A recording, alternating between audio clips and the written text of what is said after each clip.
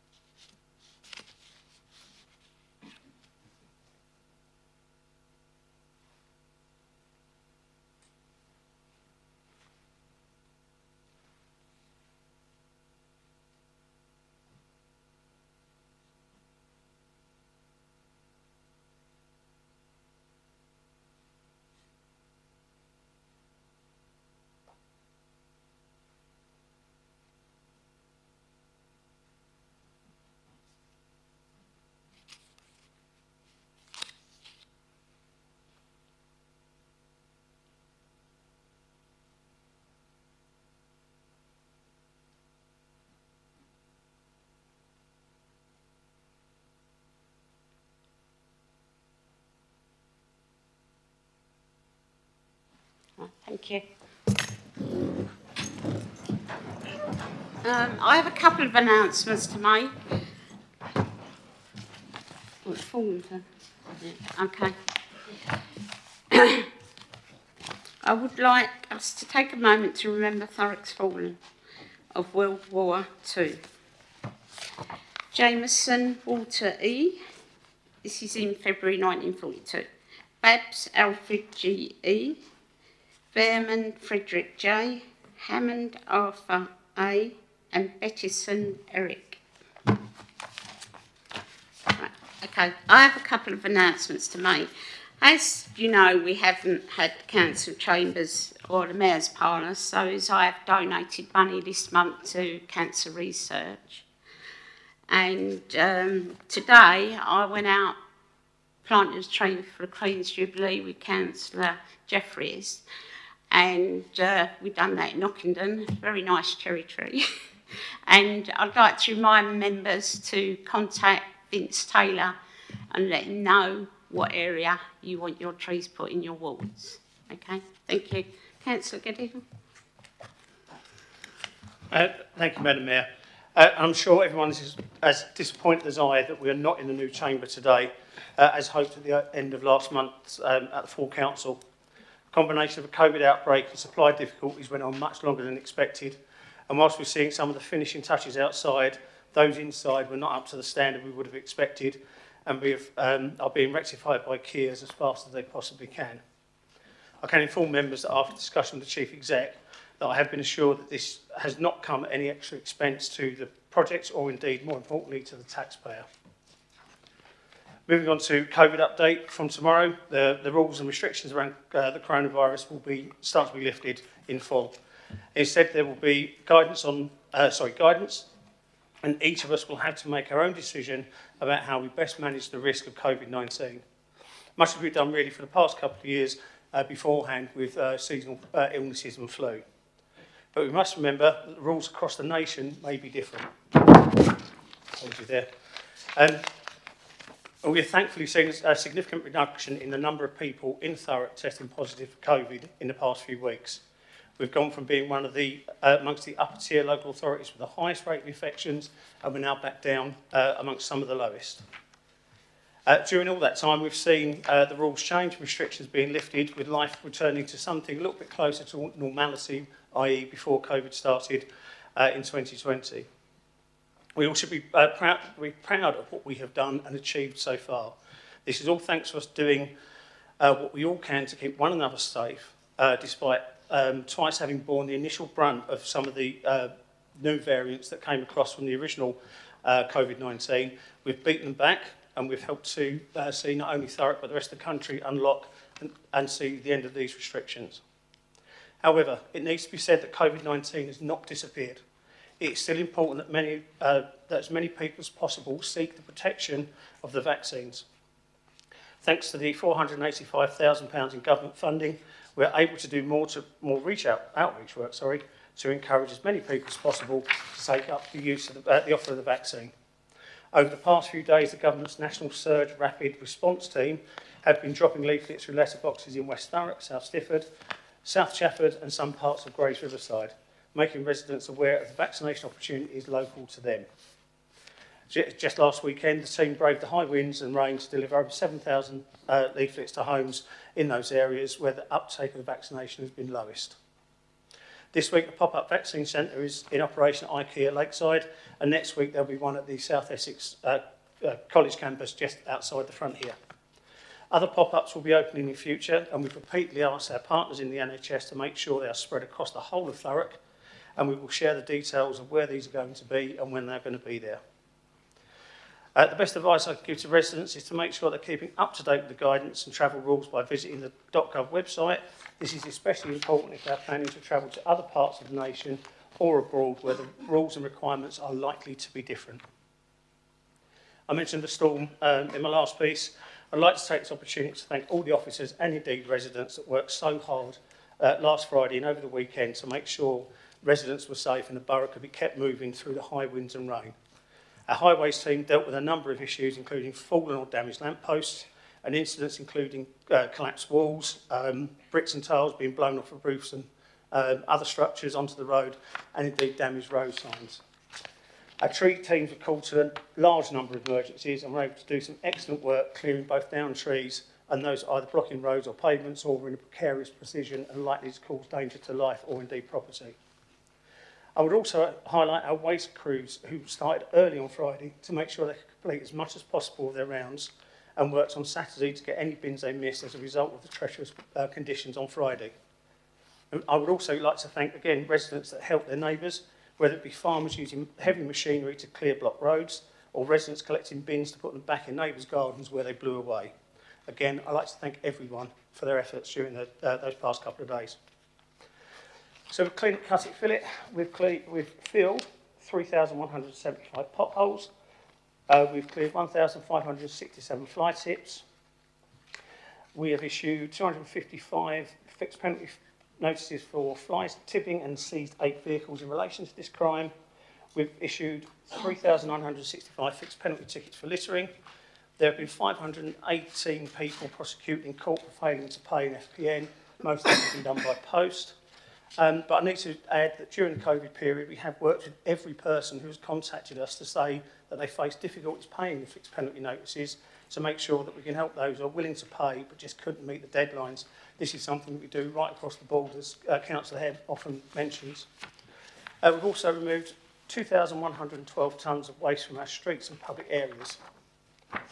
Madam Mayor, I will thank you for the minute silence for former Councillor June Brown.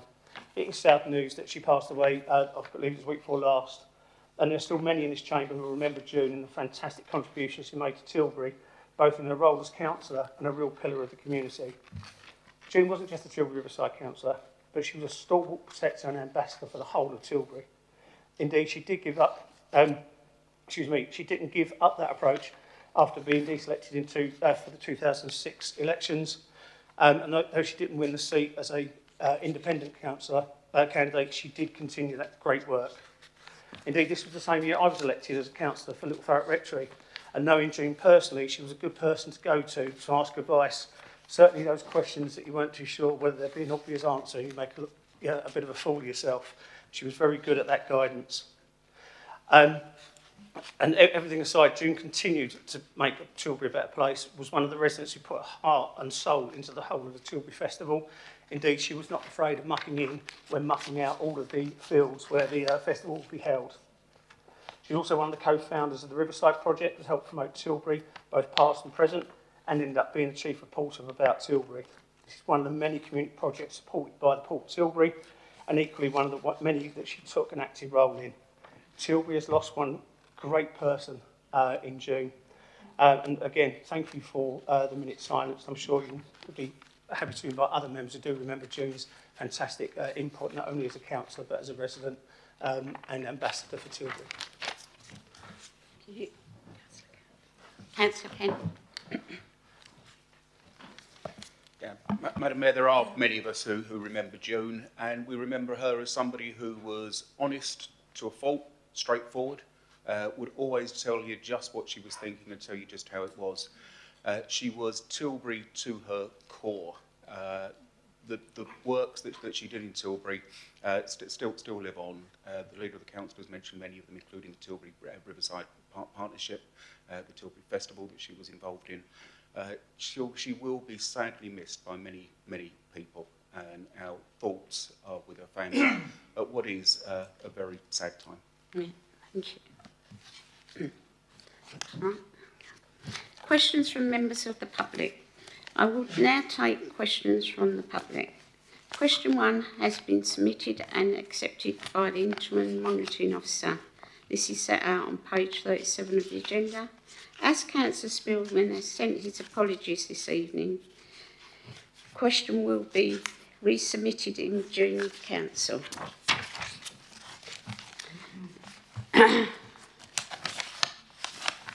Petitions from members of the public and councillors. Please be advised that in accordance with the Council's petition scheme, one notice of petition has been received. Mr. Lamb, would you like to come forward, please, and present your petition to ask the Council to reconsider the previous rejection of applying for residence parking to Richmond Road? You have 2 minutes to speak. Good evening. Thank you very much for allowing me to speak and attend. I'll just say I've got a petition here from Richmond Road residents for parking, if we can get parking, residence parking put in place. don't know if you know, or you probably are aware, there is a serious problem of parking that's been further exacerbated now by the closure of the extension of the parking that we were using where the adult education centre was. And that's obviously going to be even worse if you put in the new gate, which is going to take off 4 more spaces for parking within the scheme. We've tried this on several occasions. However, the council would state, when we get the reply, that the residents don't want it. I've knocked on every single door. I didn't get an answer from 15. 8, all of them actually said yes, they would like residents parking. Only 4 refused because they don't have cars. So I'd like the council, if they can, to look at this. It's a serious problem. We get commuter problems. We have commercial vehicles that are left there. People pick them up in the morning, leave their cars. We get people shopping into town, leaving their cars there. Fridays, we have the mosque prayer. They were using the extension car park. Now you've got time going out and coming back in on a Friday because it is actually full in there. So I would actually like, please, for the council to relook at this and hopefully give us every other street over the other side, John Street, etc. were given it. We weren't, Salisbury weren't, and Kent weren't. Okay, thank you. Thank you. Update report in respect of those petitions presented at council and the council offices. This report can be found on page 39 of the agenda and is information on the status of petitions handed in at the council meeting and council offices. Appointments to committees and outside bodies, statutory and other panels. Councillor Gladwell, do you wish to make any changes to appointments previously made? Thank you, Madam Mayor. Before I announce that, I just need to clarify, obviously we have been in contact with Mr Perrin about his question and also to congratulate him belatedly on his 89th birthday at the weekend. And it's a shame he wasn't here because I'm sure we all would have given him a round of applause, at least. Thank you, Madam Mayor. Despite my group swelling to the massive numbers of 30 with Councillor Abbas now joining us, we will not be making any changes at this full council as there's no meetings at Councillor Abbas which sit on that appear between now and the end of the municipal year. Thank you. Councillor Kent, do you wish to make any changes? No, thank you, Madam Mayor. Thank you. Councillor Byrne? No. Thank you. Councillor Massey? Thank you, Madam Mayor. Yes, I have one change. It's obviously to remove myself from something. The NHS Foundation Trust. Sadly, just this with work now, I just haven't got time to attend some of the meetings, so I'm going to step aside and let someone else pick up the mantle. Thank you. Okay.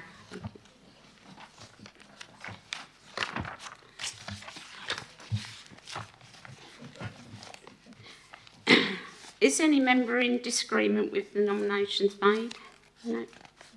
Okay. Assistant Director appointment.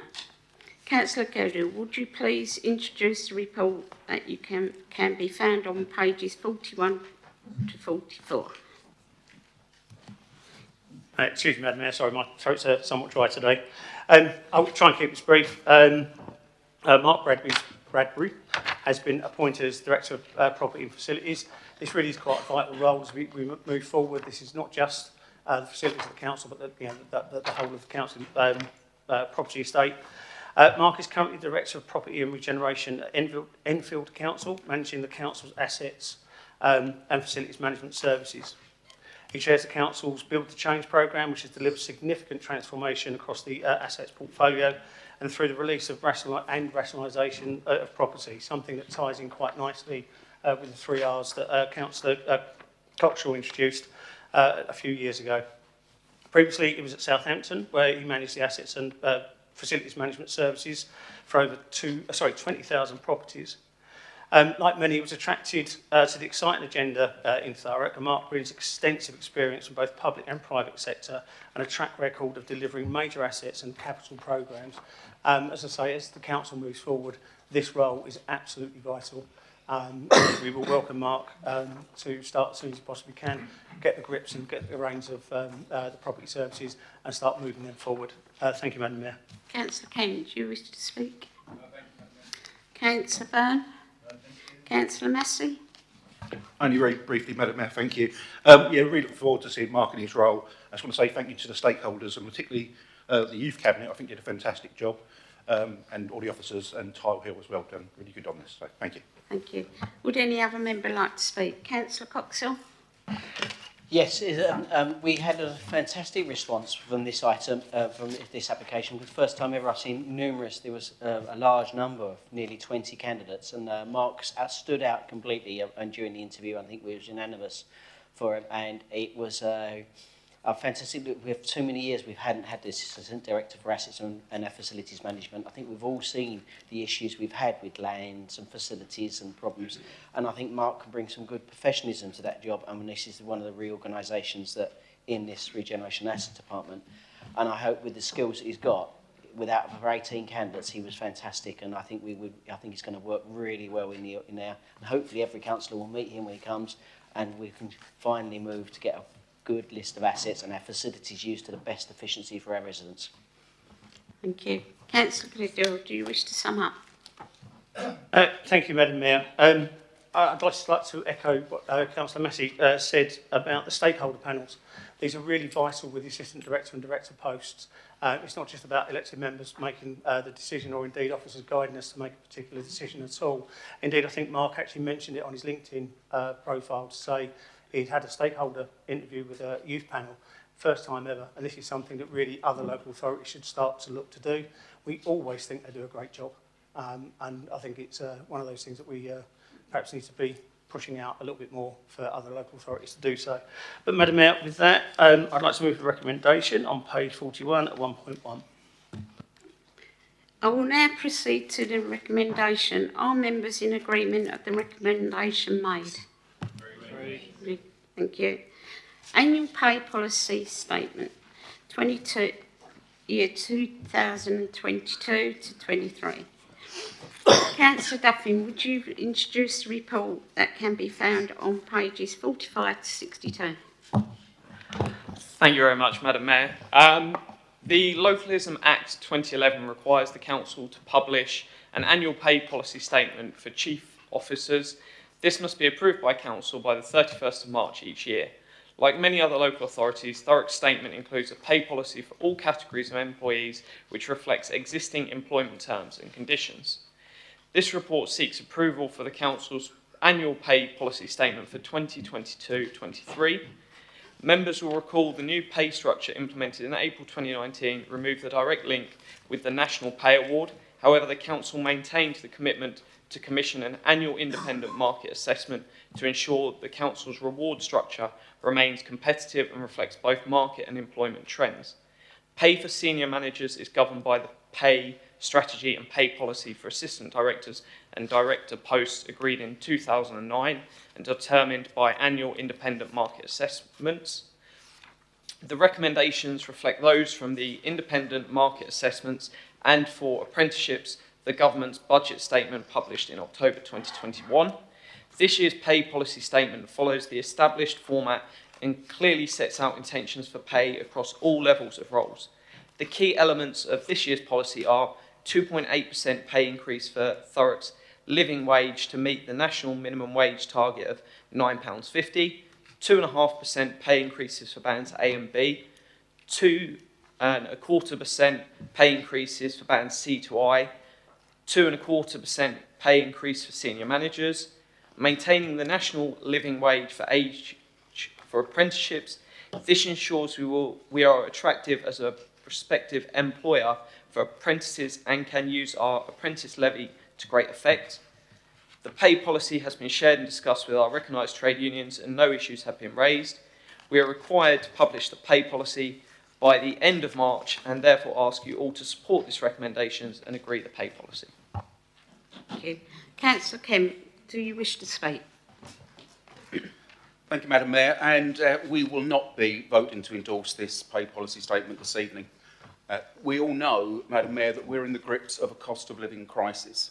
Inflation, as measured by the Consumer Price Index, the CPI measure, is running at 5.5%. That's the highest level for 30 years. And the Retail Price Index, the RPI, is running at 7.8%. Madam Mayor, that's important because the RPI includes costs such as housing, and it's used to calculate things like increases in train fares, mobile phone tariffs, various taxes, and the interest charged on student loans. People across Thurrock are being hit hard by the triple whammy of soaring energy costs, an impending 10% national insurance tax rise, and low wage growth. Given that backdrop, it's just not right that we are offering our frontline workers just a 2.5% pay increase. And this after they've already endured years of pay freezes and real terms pay cuts. This is effectively a further 3% pay cut as measured on CPI and 5.3% pay cut on RPI. And Madam Mayor, these are the men and women who look after our vulnerable old folk and our youngest children, those who empty our bins, sweep our streets, cut our grass, grit our roads, and so much else besides. Many of these we were happy to stand on our doorsteps and clap during the height of the pandemic. And just earlier this evening, they were thanked by the leader of the council for their hard work clearing up after the storms at the weekend. Madam Mayor, not only is this fundamentally unfair to those men and women, but other employers will become more attractive to them as they're able to offer pay rises that help workers stay on top of their bills. If we add to that the insecurity caused by the threats to cut hundreds of jobs at the council that is hanging over many of our staff, there must be a very real risk of losing valuable members of staff. Can the portfolio holder tell us what assessment he has made of the risk of low pay and job insecurity on employee retention rates? Then we come to the issue of senior officer pay. And I have to remind members that between 2010 and 2016, no senior officer at Thurrock received a pay increase at all. And every year during that time, Conservative members would stand up and demand that those officers took a 5% pay cut. And as we all know, those calls for a cut were soon replaced with a series of pay increases, and we're asked this evening to endorse another increase. I have to say, I have no problem with any officer receiving a fair annual increase, but I've always had a problem with flat rate increases. For instance, we're told that the inflation rate for bread is likely to be 20% this year. That would take the price of an average cut white loaf from £1.10 to £1.32, an increase of 22 pence. The recommended 2.5% increase for a frontline worker is worth about £10 a week. The 2.25% increase for somebody on 50,000 is £21 a week, and on 100,000 it's £42 a week. That loaf of bread still goes up by the same amount. And if you happen to be sitting at the top of the tree, it's an £80 a week pay rise. Madam Mayor, that is 700% more than the increase proposed for a frontline worker, and I think that level of differential is just obscene. The Council's pay policy should be rooted in fairness and offer all our workforce some real help with the cost of living crisis. This does neither of those things. Thank you. Councillor Byrne, would you like to speak? Yes, Madam Mayor, Councillor Duffy. I'll try and get out of this chair. It was interesting report from a man at manufacturing showed 120% pay rise, and he wants to throw out a few crumbs to our genuine workers. If we are to retain the best people, we have to give them no reason to leave. If we fail to look after our staff, they will leave and we'll be left with a very weak workforce.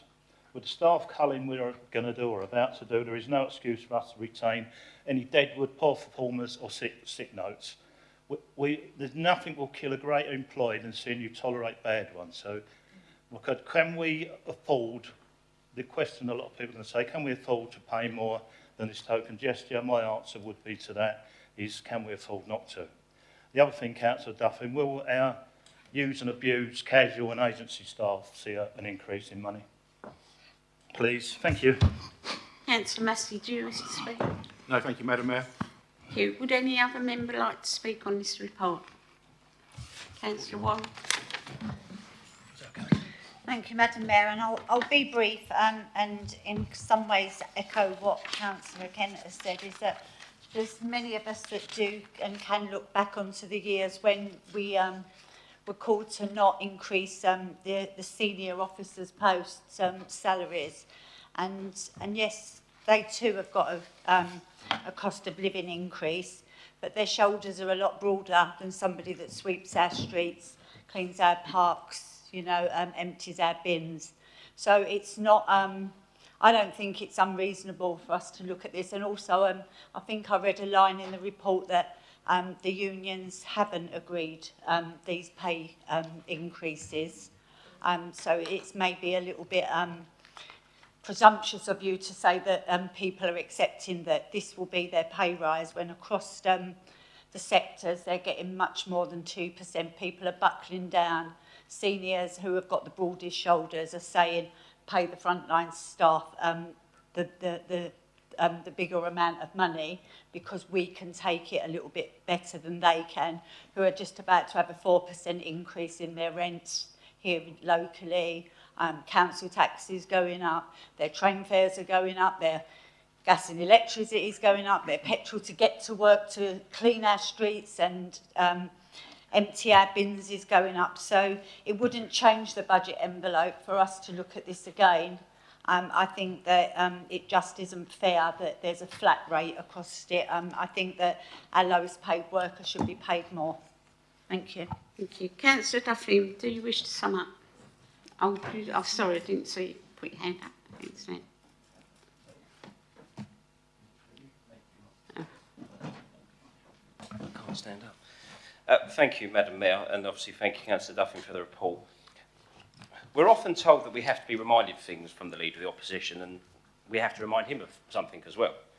6 years ago, and it was a bit of a touche moment, the Leader of the Opposition, or as he was then, when we put this paper forward after national policy of freezing public sector pay, so it wasn't stuff that was mandated by us at a local level, it was mandated by a national level. When that relaxed after the 2015 general election and moving into the 2016 year, I was reminded that the pressures and the responsibilities and the shoulders of administration are far cry from the words that can be sprung from the opposition. Because we had called for a number of things in terms of senior salary pay cuts and so forth like that. And my simple response to the Leader of the Opposition was touche. There is an element of making sure that we have an organisation which can run and operate but is as generous as possible in the terms that it is currently, whilst reflecting the pressures that there are. Now, there was a question that was raised around around equitability and loss of resource outside of the organisation, migrating out. There is, of course, always risk here. However, the private sector are experiencing the very same pressures, some of them that have been absolutely hammered through a COVID pandemic. So there isn't necessarily anywhere for other people to go to. I totally, fully get the point that's being raised. The truth of the matter is, to fund the increase that you're expecting would mean that we will need to increase council tax even further. It's a simple factor of maths. So perhaps you're going to ask for a council tax increase above the 2.99% that's been put forward tonight. The truth be told is, to do that, we would have to fund extra. So perhaps you'll be publicly calling for an increase to fund the salary increase, because obviously money doesn't grow on trees. Councillor Jeffries. Thank you, Madam Mayor.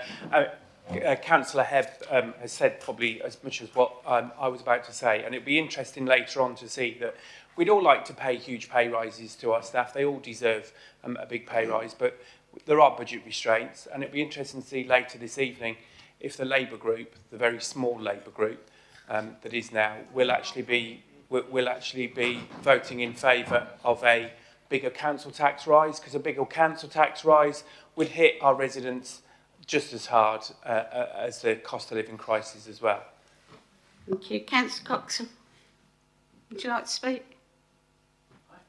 For what? I wasn't going to, but I never really this opportunity. Well, I've got told you. I never put my hand up, but that's thing. No, I take the point of Councillor Worrell and about the moving the budget, keeping within the budget envelope. And I sitting here thinking about that and thinking, obviously, the only way to give a substantial increase is to go over that and have a referendum. I'm glad that you're not. Are you saying that? And if you are saying that we should have a referendum to go over the budget envelope, which we'll discuss in the later paper, because moving a small amount of money, because of the small amount of senior officers, compared to a large amount of officers,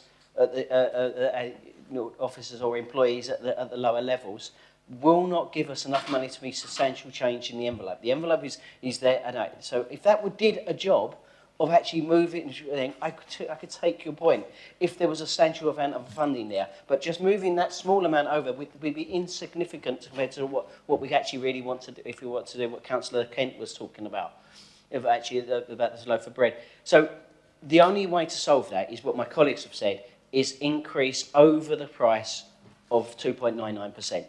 And if we go over 2.99%, there is a referendum on that, and then the referendum, and are you saying that the people of Thurrock should be voting in May as well as that for a referendum to increase the Brad council tax to pay the staff?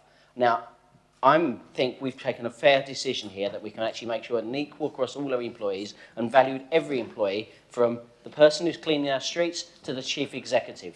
They're employees of this council, and we should fairly treat them all the same.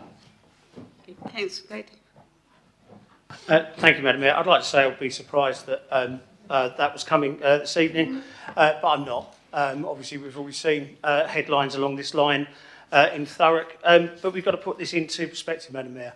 We've been lectured on the triple whammy of this, that, and everything else, increasing inflation, which, you know what, it is, and it's terrible.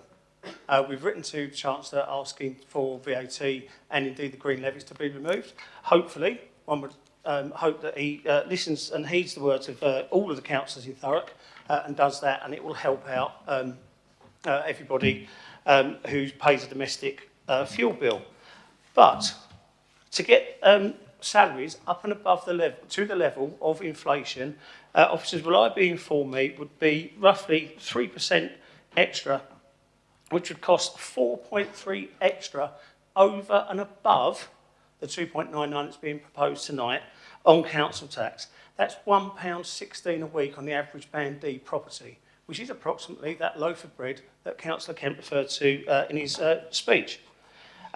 We've got to remember that our pay is competitive compared with other local authorities. So for similar jobs, we're actually paying quite well, and we do attract and keep people. And when we say about other organisations poaching our staff, for want of a better term, we've got to remember, if they go into the private sector on much higher pay, where does that higher pay come from? It doesn't come from the chief executive, insert name of company they're working for. It comes from the customer that has to buy from them, which then drives up the inflation. So it's an ever-increasing cycle. And I'm sorry, I can't really burden our taxpayer with something over and above the 2.99 that is ring-fenced to help those most vulnerable in Thurrock, to help support the carers that do a fantastic job, that care for them. But at the same time, we are also having to shift everything around in the council to make sure we can afford the pay rise for those that are on lower pay, and indeed those that are on higher pay have equally had to take a bit of a hammering over the past few years.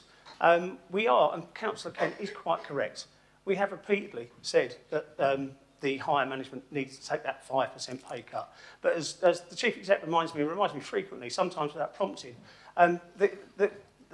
the number of senior officers at the top and the amount of pay is actually less than what it was when she first took over. So they might not have taken that 5%, but across that board they took that 5%. And indeed, if we look on page 47, where it says about senior management pay awards, we've got 8.25 as a national award, and in Thurrock we've only done 6.25. We need to sum up. Madam Mayor. So that just shows we've been really doing quite well. I'm sorry, we will be supporting this paper, and as everybody else has said, if Councillor Kent wants to propose an extra 4.3% on council tax when we come to it, I'm sure we'll all discuss it, and I'm sure the Conservatives will vote it down. Thank you. Councillor Duffin, do you wish to sum up? Thank you, Madam Mayor. I think it was just disappointing the whole way this started, and it's sort of a reflection of what we have in opposition. It started with, we're voting against this. It wasn't, I'll come forward with some ideas, here's an alternative that you can put forward and support. Mm-hmm. It's just, no. And that is really, really disappointing. There was no ideas of, we'd like to replace this recommendation with a new plan. It's just, no. We're saying no. And we heard just a random assortment of percentages from Councillor Kent. Is he really proposing up to a 10% increase in council tax on top of the 2.99? Because that's where the money has to come from. It doesn't just magically appear down the back of someone's sofa. So if the opposition actually wants to start behaving like an opposition, they could have come tonight with an actual plan and then put that to a vote. And by all means, that might not get voted through. I'm not promising that's going to happen, but at least some plan and a bit of effort would show an improvement from a group that is dwindling in numbers and completely dried up when it comes to any form of plan.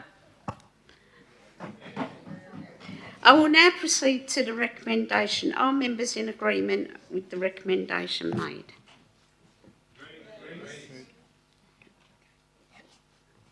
The recommendation is agreed. Capital Strategy 2022 to 2023. Councillor Hebb, would you please introduce the report? Certainly, Can Madam be Mayor. found on pages 63 to 94.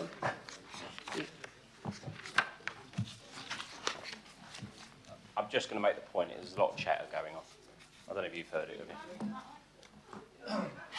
Oh, sorry, sorry.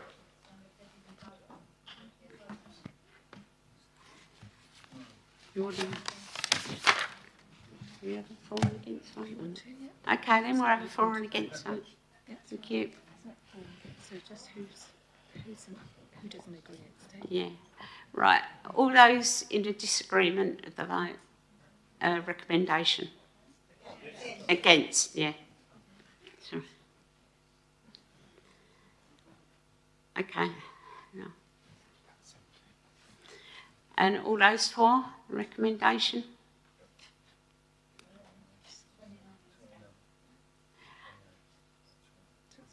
It's agreed. Agreed. Recommendations agreed. Right. Okay.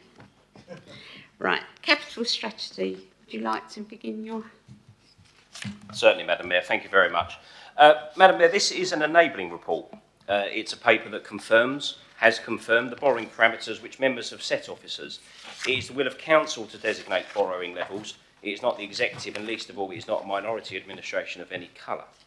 It is well documented that all members of the Council supported this paper in 2017, after the first investment was completed in 2016, and then again in 2018 and 2019, and that was a year of particular support if one's memory serves, and again in 2021.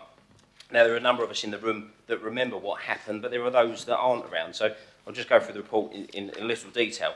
So, the report outlines council borrowing, which is for two distinctly different things. One, capital projects, and two, capital investment activity. Now, having reflected this year, I've asked for some changes to be made to the way that the report was presented. Instead of having tables of figures which consolidate and list capital projects and investment activity into one table, I've asked for those to be split out, presented more separate, more different, or more distinctly rather. Colleagues will see the difference in presentation, and it can be noted that there is, again, following last year's decision that we all made, no further new investment activity planned, represented very clearly by the three cells of zeros in Table 1B on page 70 of the agenda. We all have something to think on that last point, but we'll talk about that later. The report is seeking to continue to fund a capital projects programme in an area of the United Kingdom which has attracted millions of pounds of investment and regeneration over the last decade, and an area where even more investment to the tune of over £300 million is coming associated with the Thames Freeport. This paper does not cover the detail of the capital projects themselves, but it does enable the funding ability, and only what has been approved already and will be approved at the next agenda item. As such, the paper is seeking to allocate a cumulative £634.5 million into the capital projects plan. The remaining borrowing associated with our historical investment approach, which, as I detailed last month, was developed and supported by Labour, Conservative, UKIP and NTIP councillors nearly half a decade ago. And I would just like to clarify that the investment activity is not over £1 billion or 1.4 billion, but this year it is now down to 916 million. That will continue to drop as the investments conclude over the next several years, and the paper in front of us allows us to maintain those existing investments until their conclusion. And members can reference Table 4 on page 71 to see that illustrated. I remember members who are less familiar with this subject, I promise members who are less familiar with this subject that little bit more detail. When Labour, Conservative, UKIP and TIP councillors worked together back in 2017 and gave the officers the ability and the support to embark on that half-decade-long approach, this council closed a financial deficit without going cap in hand to the residents of the borough. That gap that needed closing is basically the entirety of the public realm department, which cleans the streets, cuts our grass, empties the bins and maintains the highway, or anecdotally about 67%, just to clarify, of our adult social care departments. The approach created budget surpluses. Pre-COVID, the council had a 3-year balanced budget and a surplus of £5.5 million over a 3-year period. Those who have been here long enough remember those budget councils where we used to argue over surpluses. We all had our opinion, we all wanted our own divvy into that pot, everyone wanted their say. And it is those investments which have generated £115 million of income to fund services willed by the public, i.e. those above the statutory minimum, funding environmental and green space improvements, the extra police, road resurfacing like we've just seen in South Chafford that Councillor Akinbowen pushed for, and the areas that are going to get more funding like Chadwell St Mary, which Councillor Carter has been pushing for. The approach has earned, the reserves for a rainy day were very low, 8 million in 2016, and the investments allowed them to rise to 24 million. It allowed Thurrock residents avoiding tax increases of a further 42% over the last 5 years. Or, put another way, an extra £432 on their council tax per year, or another way still, nearly £2,000 in council tax over the last half-decade avoided. Those are the impact facts to know, and to remind those who may have or have seemingly forgotten them. And I reference members to page 85. One hears a little on the subject of the council's debt interest, which is a very cute little political soundbite, but like many things, only half the story. Table 2.32 illustrates just how much interest is payable. So let's look at 21-22. The total interest payable is £19.5 million. Then let's look at investment income, £45.16 million. Remember, in brackets equals income or surplus in local government finance terms. So 45 minus 19 owed monies equals earnings into this council of nearly £27 million after the debt has been repaid. And of course that figure accounts not just for all interest, including that on historical and capital programmes and not just investments. That was 25 in that year, which has paid for more than core services, increased reserves, and saved our residents thousands of pounds over the last half-decade in tax. Last year, this forum decided to reverse the approach. Failures of other councils are leading to rule change, and so we agreed to begin the phased exit as the investment bonds conclude. All the positives I've just spoken of will be no more over the next few years. We therefore have to cut the sides of our cloth. We have to work smarter. We have to protect our core services. We have to ensure our social care service is funded to support the emerging pressures of COVID. And we will discuss that very soon. I do just want to advise before I close, Madam Mayor, there are a couple of figures which need a subtle amendment, which doesn't lead to any particular material movement. So Annex 1, Table 2.3, under the 31st of March, the total borrowing CFR actually equals 16,353 and not 16,343. Under the 31st of March 2024, that same labelled figure is 1584.084 and not 1584-984. Annex 1, the last one, Table 2.32, under 21-22, the interest payable is actually 19,606 and not 19,706. So just a couple of subtle amendments, and we should be looking at making sure that doesn't happen again. Okay, Councillor Kent, do you wish to speak? Thank you, Madam Mayor, and thank you to Councillor Hebb for the introduction. I think that it was actually really useful. I like the phrase an enabling report because this is just what this is. And I like the way of splitting the report into two parts. The strategy for borrowing to fund those capital projects, those things that we want to see happen here in Thurrock, and looking at the money that we borrow to invest. And I'm going to start by addressing the issue that Councillor Hebb raised of the investment-led approach. I have to say that we actually continue to support an investment-led approach.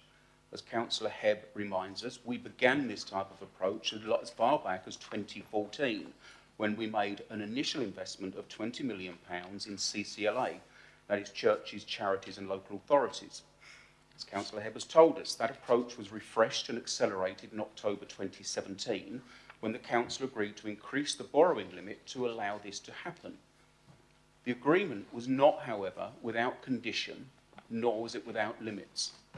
There was a clear commitment at the time that accountability and governance to the Executive and the wider Council must be a critical component of any investments. Indeed, the phrase used in the report was open investments. There was a commitment that any investment of over £10 million for longer than a year would be presented to all group leaders and deputies before any firm commitment was made. Neither I nor my predecessor, Councillor Apothecary, have ever had a presentation on a proposed investment. You contrast that with that initial £20 million investment in CCLA that was reported in open session to Cabinet in 2014.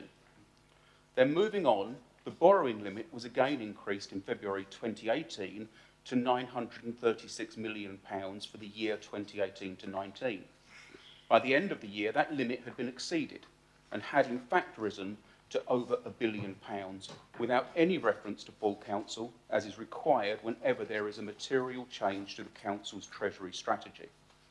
That is far from the open investment approach that we were promised, and the lack of openness and transparency has been further underscored by a continual refusal to answer freedom of information requests, despite a judge-led tribunal ruling last March that those freedom of information requests should be answered. Cabinet appealed that ruling. That appeal was lost in December, and they are currently looking for further grounds to appeal. Madam Mayor, we also now know more about some of the risks associated with some of those investments. We know that any investment can result in a capital loss through, for instance, business failure. We know that in one case, Pure World Energy, a company in which the council has a modest investment, is in serious financial difficulties. How confident is the portfolio holder in the security of that investment? Then we have the reported £145 million investment with Toucan Energy Holdings. We know through a court case last year that the solar farms which that investment helped to buy, that the prospectus issued to the council about the bonds contained clear untruths. We're told the prospectus didn't detail a number of defects in those farms, defects that would have reduced the value of the investment, and is exposing the council to a very real risk that the full value of the £145 million invested won't be realised when it's time to recoup the capital. Can the portfolio holder tell us what assessment he has made on the security of that investment? That court case also revealed that the individual who arranged the deal took a £5 million payment from the council by way of commission. Can the portfolio holder confirm that that is the case? And can he confirm that he and the leader knew of that payment? Finally, I understand that most of the solar investments have been made by way of purchasing bonds. To simplify things, a bond is in effect a loan, and that loan is repaid at the end of the term of the bond. Given the complexity of the network of companies involved, the restructuring of some of those companies which the council and others have objected to, and the fact that many of those companies haven't had their accounts signed off, how confident is the portfolio holder that the initial investments will be repaid in full? I do believe that the administration has borrowed too much, that it hasn't shown sufficient rigour in where they've invested, and they've failed to demonstrate the openness that they promised. Madam Mayor, moving on to the second aspect, the strategy for delivering capital projects here in Thurrock, and I think there is much there that we would agree on. We agree with the proposal for replacement vehicles for the Environment team and are pleased that the concerns raised by the Corporate Overview and Scrutiny Committee that these vehicles should be zero emission have been considered, and work will be done to source zero emission vehicles. Can the portfolio holder undertake to report back to Council before these vehicles are actually procured so we can judge the progress made on finding those zero emission alternatives? Would you like to sum up now, please? Madam Mayor, there's no time limit on these items. The other new projects we agree with and welcome, particularly the commitment to replace the Orchard Road footbridge in South Ockenden. I do, however, remain entirely unconvinced at Cabinet's ability to deliver capital schemes on time or on budget. The A13 was originally supposed to be completed in December 2019 at a cost of £79 million. Over 2 years later, the works still aren't complete and the costs have spiralled to somewhere between £115 and £120 million. Can the portfolio holder tell us the current estimated cost of the road widening and the completion date? Stanford Station work started with much fanfare in March 2019, almost 3 years ago. It was originally to be completed this September at a cost of £11 million. 3 years on, we're nowhere near seeing the station rebuilt and the costs have soared to £30 million. That despite an absolute assurance from the portfolio holder for regeneration that the cost wouldn't rise above £20 million. And Madam Mayor, even their flagship vanity project, their new civic offices, remain unopened with us having to hire venues such as this college to hold meetings. So what steps is the portfolio holder going to take to ensure more rigour in future to ensure capital projects are delivered on time and on budget? Yeah. Councillor Byrne, do you wish to speak? Yeah, I'll skip through mine because it's much the same really. But the main capital projects we've got are the Stanford Up Interchange, the IMC, Stanford Station civic offices. So I would say how much out of control is the spending on the poorly project managed A13 project. Stanford Station, well over time and well over cost. Civic offices, while still having to play our games away from home. With all the capital expenditure, you need due diligence, high level of project management skills and on-time budget every time. Why do we continue to fail this on all counts every time? Better project management may mean we would not have to cut our cloth accordingly instead of wasting money and not giving gifts to the likes of Liam Kavanagh. 5 mil, that may have covered the pay rise. We found that easy enough. As I said last month, we have to get our own house in order, and we haven't got it in order. Councillor Massey, do you wish to speak? No, thank you, Madam Mayor. Would any other member like to speak? Councillor Duffy. Thank you very much, Madam Mayor. I don't think I've ever heard two opposition leaders absolutely detest a £115 million investment into a borough before. But it's constantly what we hear from the two parties of how awful this is, how it's all gone wrong. You would think we were in debt £115 million, the way the pair of them speak. Yet it's just bizarre. We should be thanking Sean Clark and his team for the work they've done over this time. And But they can't deliver. every time we've seen Labour get more involved in the finances, we see places like Croydon where they've gone bankrupt through bad investment. And that's why we're seeing these changes brought in on a national level to stop the amount of investments councils are doing. It's because Labour cannot be trusted with the finances.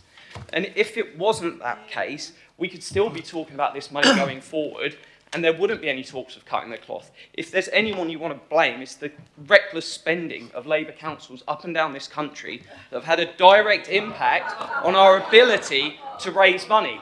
Because this money, 115 million, could only be the start of what we could have achieved, but the impact of the Labour councils like Croydon has directly impacted Thurrock.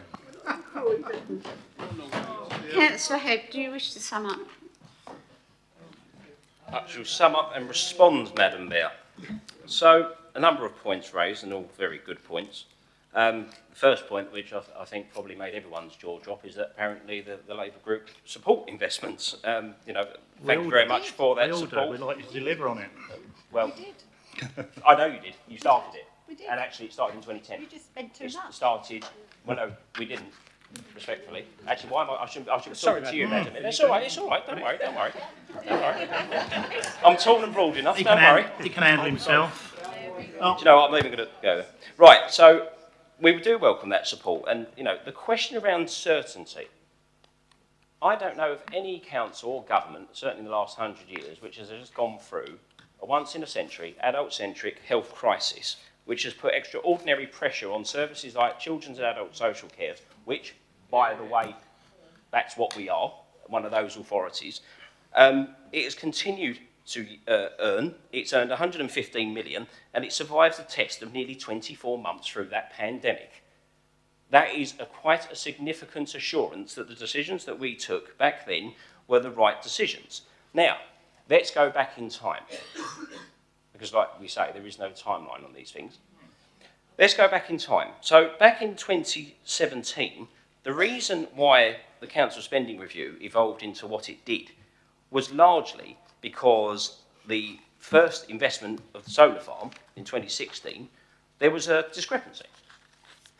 There were nearly every group leader saying that they remember the discussion. They remember the involvement. There was one that doesn't remember, purportedly. So we did something different. We said, I'll tell you what, let's get together.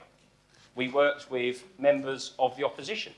I remember that, do you remember that room? It was on the, I think, the second floor. I remember Councillor Gerard Rice sitting there. I remember Councillor Oliver Gerrish sitting right there in front of me. David Lawson, Sean Clark, there was Roy Jones, Graham Snell.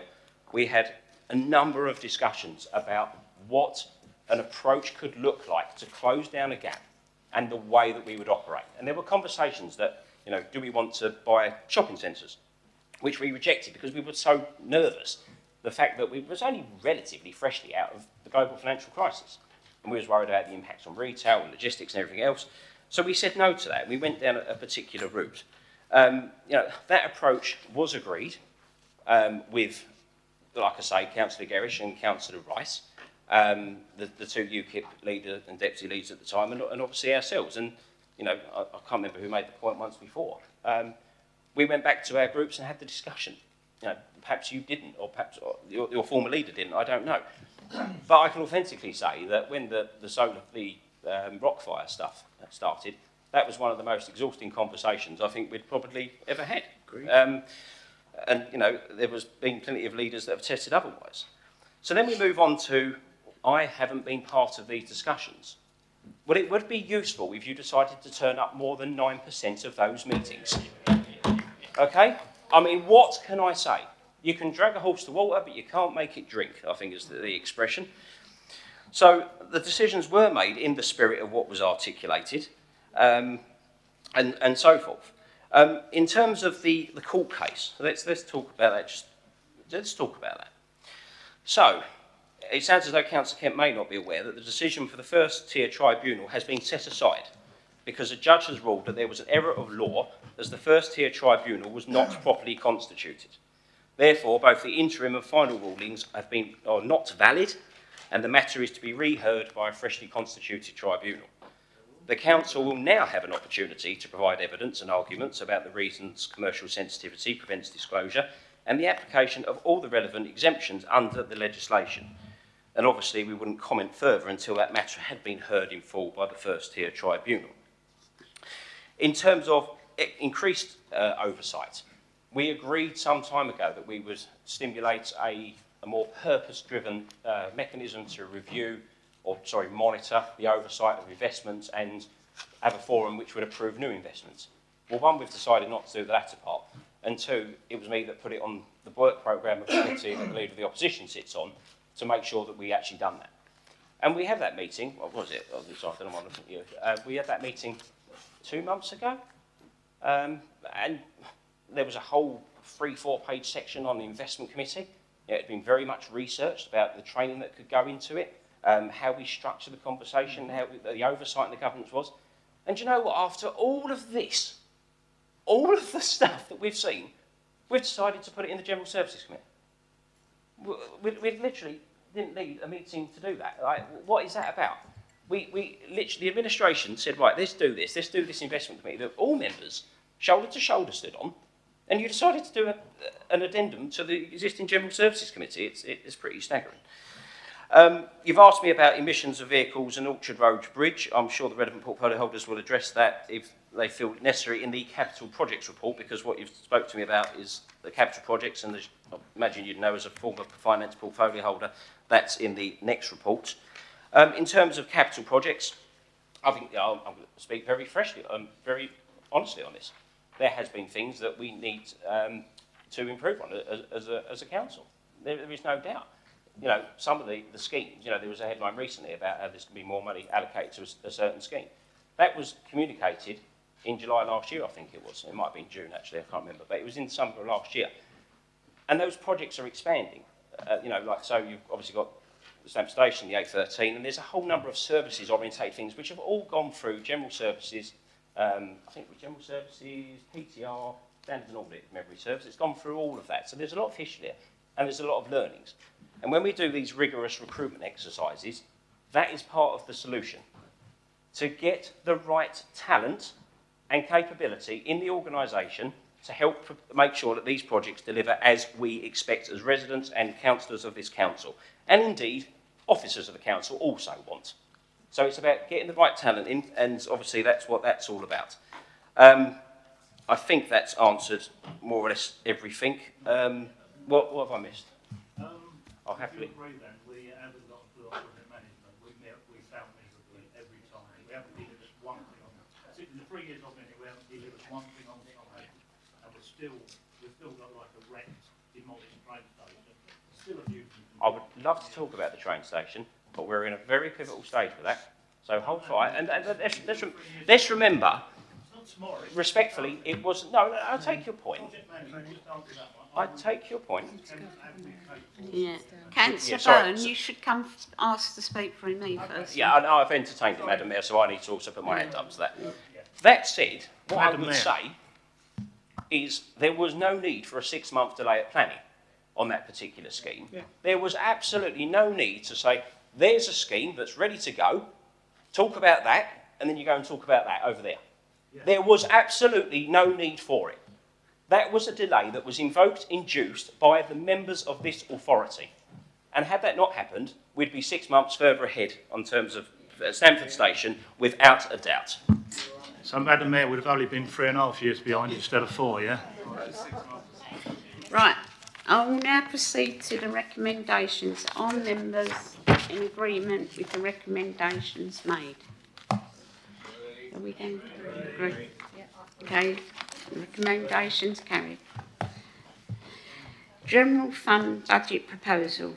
Councillor Gedgell, would you please introduce the report that can be found on pages 95 to 140? You have the maximum of 20 minutes to speak. Thank you, Madam Mayor. Oddly enough, it takes me about 2 or 3 days to get down to under 20 minutes, so I will try to keep it that short. We cannot deny that the past few years have been challenging for residents, businesses and councils across the whole country. Thurrock was, on the whole, no different. All, especially top-tier councils, have seen an increase in both adults and children adults and children needing care, residents needing additional support, extra running costs for equipment, pay or fuel, children's placement costs skyrocketing, increased pressure from COVID isolation impacting on performance or project delivery, additional support mechanisms having to be created off-spec by local government officers to allocate the millions and millions of pounds of support for residents on low income that this government supplied throughout the COVID crisis. And to be honest, that list could go on and on. I cannot remember probably the first 3 or 4 months there not be at least 2 to 3 hours of myself and the Chief Executive on the phone dealing with the next problem that's coming down the line. I'm sure some in this chamber may think that the support didn't go far enough, and I'm sure there may be others who didn't think it went too far, But the long and the short of it is, Thurrock Council stepped up to the plate and it delivered. Indeed, not only did we deliver, but because of our investment strategy, as Councillor Hebb has just gone through, which you all supported, bringing in tens of millions of pounds each year, we had a much healthier set of reserves to draw down on, and the flexibility to stop extra discretionary funding all projects to make sure we could put residents first during the pandemic. As we know, again, the Conservative government has invested significant amounts of funding across Thurrock through the pandemic and before in various schemes which either directly or indirectly benefit Thurrock residents. This includes ongoing COVID support funding mechanisms to protect all of our residents, including the most vulnerable. This includes 4.8 million to support core services, specific funding to provide continued support for our care homes to manage hospital discharges and maintain high standards of infection control so we don't see another spike. Further funding has been provided to support the ability of residents to self-isolate and manage and to reduce the spread of the virus during the pandemic as well. The Council has received £3.2 million worth of funding under the Social Housing Decarbonisation Fund. This cash boost will ensure that households living in the 3 tower blocks in Chapel St Mary have clean, efficient heating and hot water through the ground loop heat pump system. I'm sure if Councillor Spillman had been here tonight, he would have spoken a lot on that. The Council is also now a preferred partner organisation with Homes England, providing access to additional funding to deliver housing schemes from 2022-23 onwards. Business cases for the schemes agreed at Tilbury and Grays Town Fund boards are progressing for submission in the coming year. This is all thanks to, again, government investment of £42.7 million into Thurrock on those schemes alone, with Tilbury receiving £22.8 million worth of love and Grays being awarded £19.9 million to improve across the board. In the past year, we've been able to provide support for vulnerable households that need help with bills and food, all thanks to the £1.4 million allocated to us largely through the Household Support Fund. Grace High Street has benefited from a number of safety initiatives thanks to the £432,000 government funding secured by a joint bid made with the Conservative Essex Police, Fire and Crime Commissioner, and that's been bolstered by him with additional £193,000 worth of match funding, bringing it up to a whopping £625,000 to improve our high street security. On top of this, and as mentioned before, the Thames Freeport is expected to be approved by DLUC and the Treasury imminently, with the designated tax sites already agreed. This will bring over 20,000 new jobs and generate more than 4.5 billion in new public and private investment. All of this will be in jobs, in skills, in communities, and indeed much needed infrastructure across not just Thurrock, but other authorities along the Thames estuary. This just shows the current Conservative government has invested in Thurrock to help improve the infrastructure deficit over the years, and that those on low income will be still supported as they come out of the recovery stage of the pandemic, and indeed will receive extra support to get into better paid jobs, to be a lot more self-sufficient, and indeed to improve their lives. Yeah. However, there is still the requirement for the Council to set a balanced budget against a background of ever-increasing demand and costs for children and adult social care. Both of these are the focus and purpose of this year's proposed council tax increase. There is also the matter of rising staffing costs, as we've discussed earlier, contracts inflation, building inflation costs for the future projects, fuel costs, and general inflation, which cannot be ignored. These inflation costs do not just hit our residents, they hit us as a local authority and indeed the suppliers to us. Members will see from paragraph 2.6 that due to pressures predominantly in children's social care, that we are still working towards nearly a £750,000 of in-year pressure to balance, give balanced budget for this financial year. I will mention now, and I know that my Cabinet Member, Councillor Johnson, will expand during the debate, the pressures on children's social care since the pandemic. Over the past 2 years, we've seen an unprecedented increase in the children needing support from this council. Much of this has been managed in budget, but with the extra looked after children coming into or through the service, the cost of this service overall has increased. However, it isn't just the number of children needing support adding financial pressures, it's the cost of these placements. I'm sure members will be shocked to hear the annual cost of the top 10 most complex cases is over £4 million a year. 2 high-cost unregulated placements that came into the borough this year added a cost implication of nearly £1.5 million.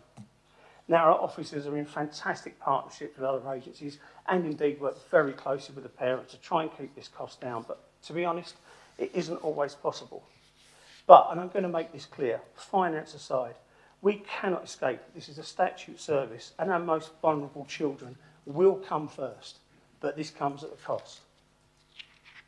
Moving to our second largest spend area, adult social care. Again, we've seen a significant increase in cost and the numbers of adults who need our support. Yet again, we've risen to the challenge to help mitigate the cost increases in this vital service. We've seen some absolutely great work from Councillor Hewlin and indeed the teams, and the work they've done to supply much better daycare facilities, for instance, by removing it from an old shop in Uppingdon and from Kynoch Court and merging it into the centre of the borough as it goes forward on the project. This will be supplying better services for less, and much more, not as some members would have you believe, shutting down a care home. It's far from that.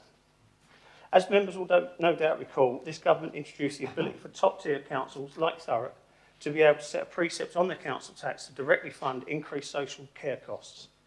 This is what we'll be doing again this year. This is not just to randomly burden more tax on our residents who are seeing the cost of living rises, as we've already discussed, but specifically to fund helping and support our most vulnerable adults.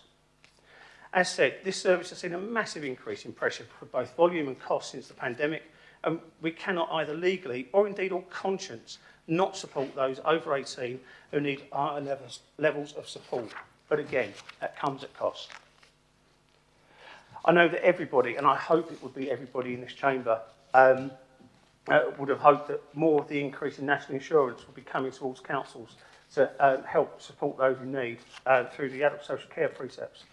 However, we all know that prevention is better than cure, so having earlier medical intervention can help to stop residents needing support in later life for much, much longer, therefore cutting down that cost.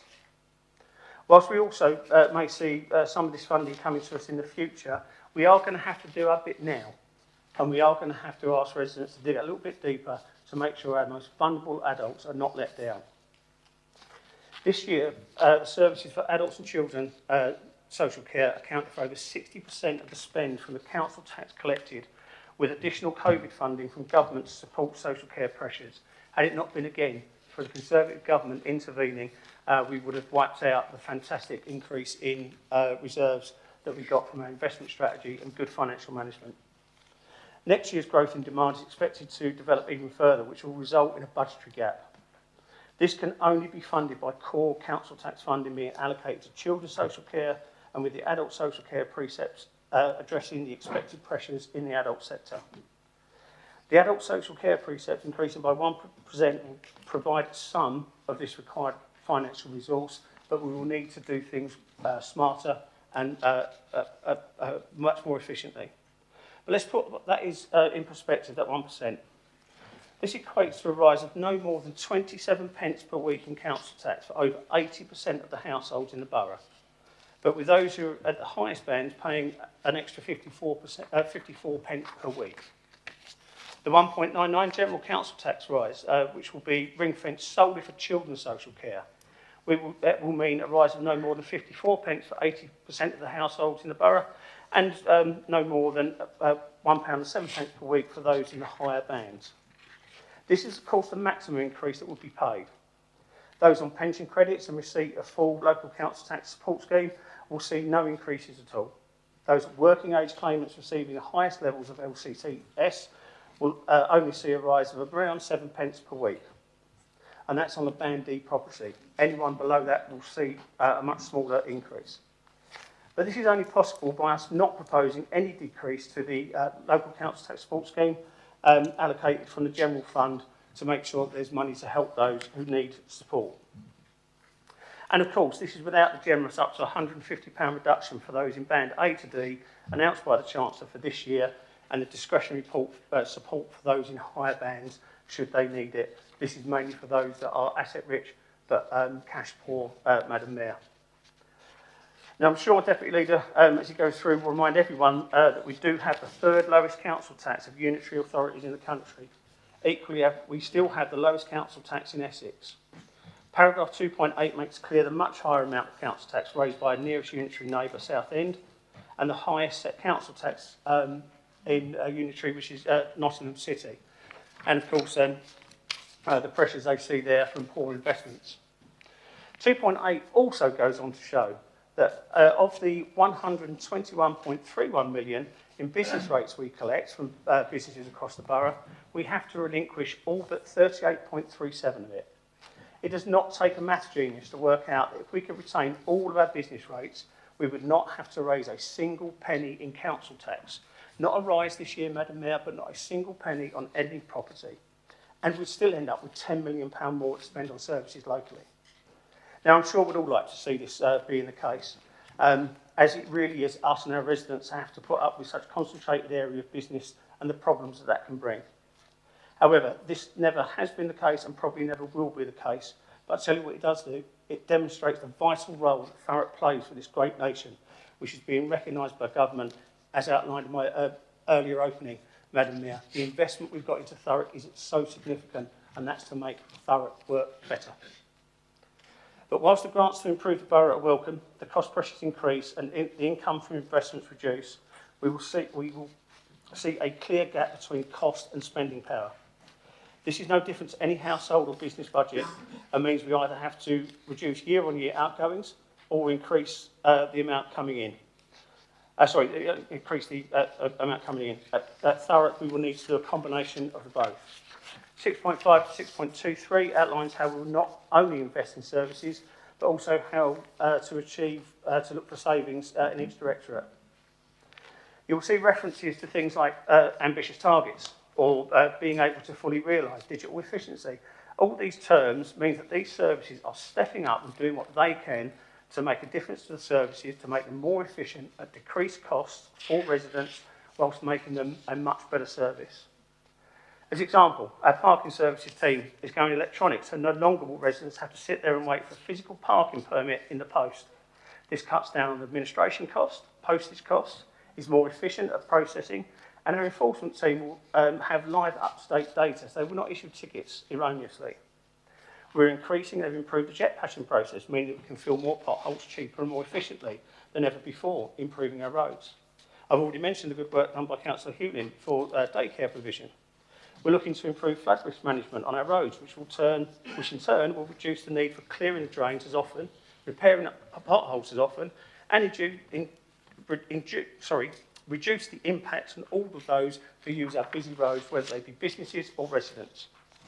To be honest, Madam Mayor, there are many more examples of this in each portfolio. I'm sure my portfolio holders will speak on that as they go through this evening. Briefly, members will see that we've increased the dedicated school grant allocation for this year with an increase of nearly 8 million. But we also, there may be another 4.3 million coming later in the year. Part of the 8 million is to support the increased cost for the health and social care levy, which I've explained earlier in brief. Additionally, the Schools Forum has kindly agreed to a further £700,000 to be put into high needs block to support specialist placement. All of this, Madam Mayor, in the round means it's great news for children with SND requirements or indeed those requiring additional support. Additional funding has also meant we can increase the hourly rate for early years support, and again, I'm sure Councillor Johnson will refer to this when he speaks. It was good to hear the agreement on some of the capital programme going forward. As we know, the individual allocations are approved by Cabinet, and that goes over your scrutiny based on need. But as mentioned, as we move forward as a local authority, many more, if not all of our equipment and vehicles will need to be electric powered. The cost of this programme is being worked on and will take a number of years to be delivered, as there will need to be significant amounts of costly infrastructure installed to support all of these vehicles. And yes, I can assure Councillor Kent, reports will go to him from Cabinet and indeed from the Cabinet Member for Environment. In the interim, unfortunately, we will need to replace some of our vehicles with fossil-fuelled ones. And yes, we did look at that, and yes, you will get a report as to what the impact is in relation to using those rather than going straight to electric. But equally, we can't forget, and must never forget, that when the Conservatives took administration of this council, there was a massive deficit of equipment in the environment team. Indeed, there was none. So, as the years have gone by, we're now at a point where we're going to have to replace that. So that way, our parks will remain open, our open spaces will be usable, and will not return to this semi-jungle-like state with grass so high it covered the park benches. Yep. And again, Madam Mayor, unfortunately at the moment that will be fossil-fuelled. So in conclusion, Madam Mayor, due to a number of reasons as outlined, we've had to move from a budget and an MTFS that was in surplus to one that needs to be balanced moving forward. No longer can members be asking for more and more in their wards or not put up viable alternatives towards savings or indeed the budget in a flag-waving attempt to curry favour with the electorate. We must come together and ensure we have the funding to support our most vulnerable, not just for this year, but for future years. And as such, I would ask that the Chamber agree with the budget as put forward with the below-inflation increase of 2.99%, consisting of 1.99% for children's social care and 1% of adult social care. Thank you, Madam Mayor. Thank you. Thank you, Councillor Gladhill. Councillor Kent, you have 15 minutes to reply to the Leader's speech.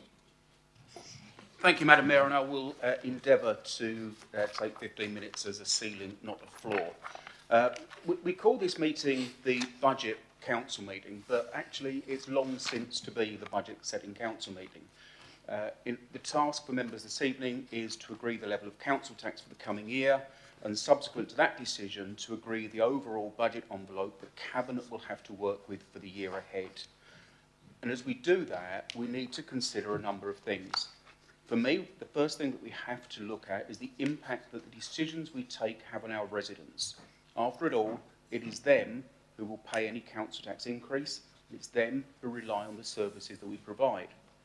We need to carefully consider the Section 151 Officers Section 25 report, and to look at whether the medium-term financial strategy and the savings that have been agreed by Cabinet are actually deliverable. We need to consider the question that Councillor Cockshall posed at last month's Corporate Overview and Scrutiny Committee. Can Thurrock Council actually survive?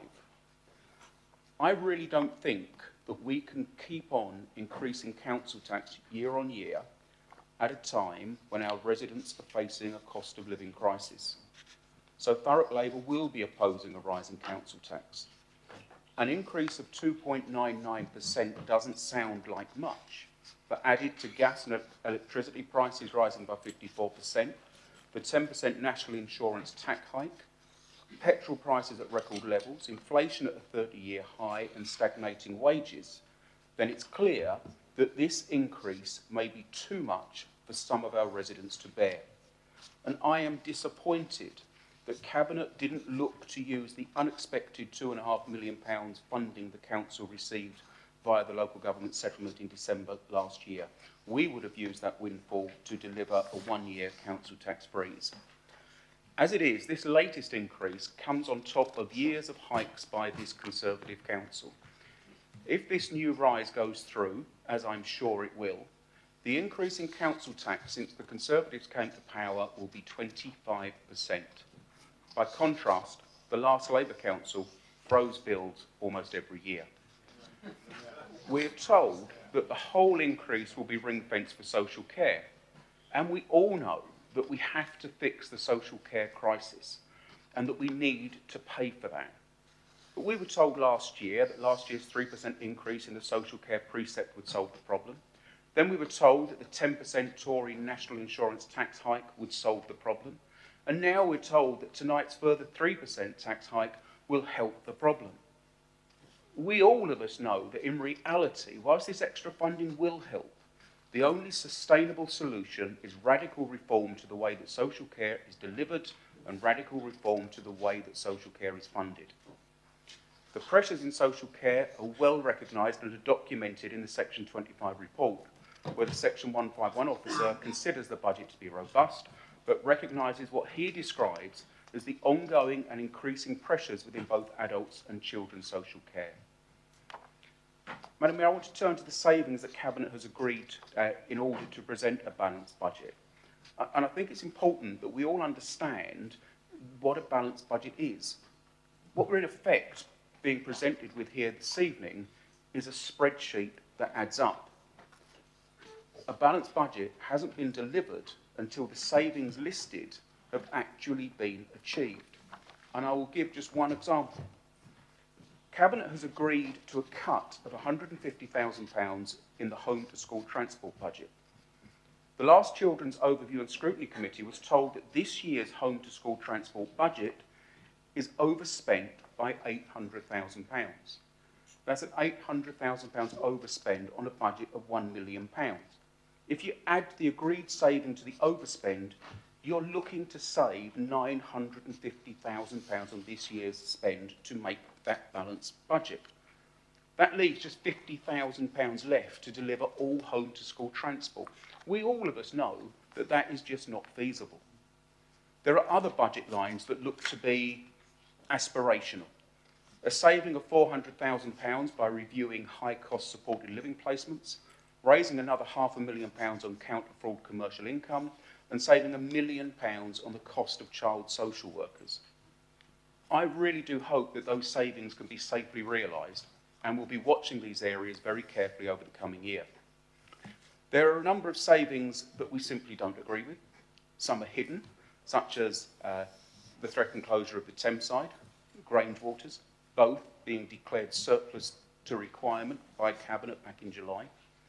We don't agree with the move to fortnightly bin collections, the imposition of parking charges at our parks and open spaces, and we don't agree with the decision to continue to keep the public away from the council.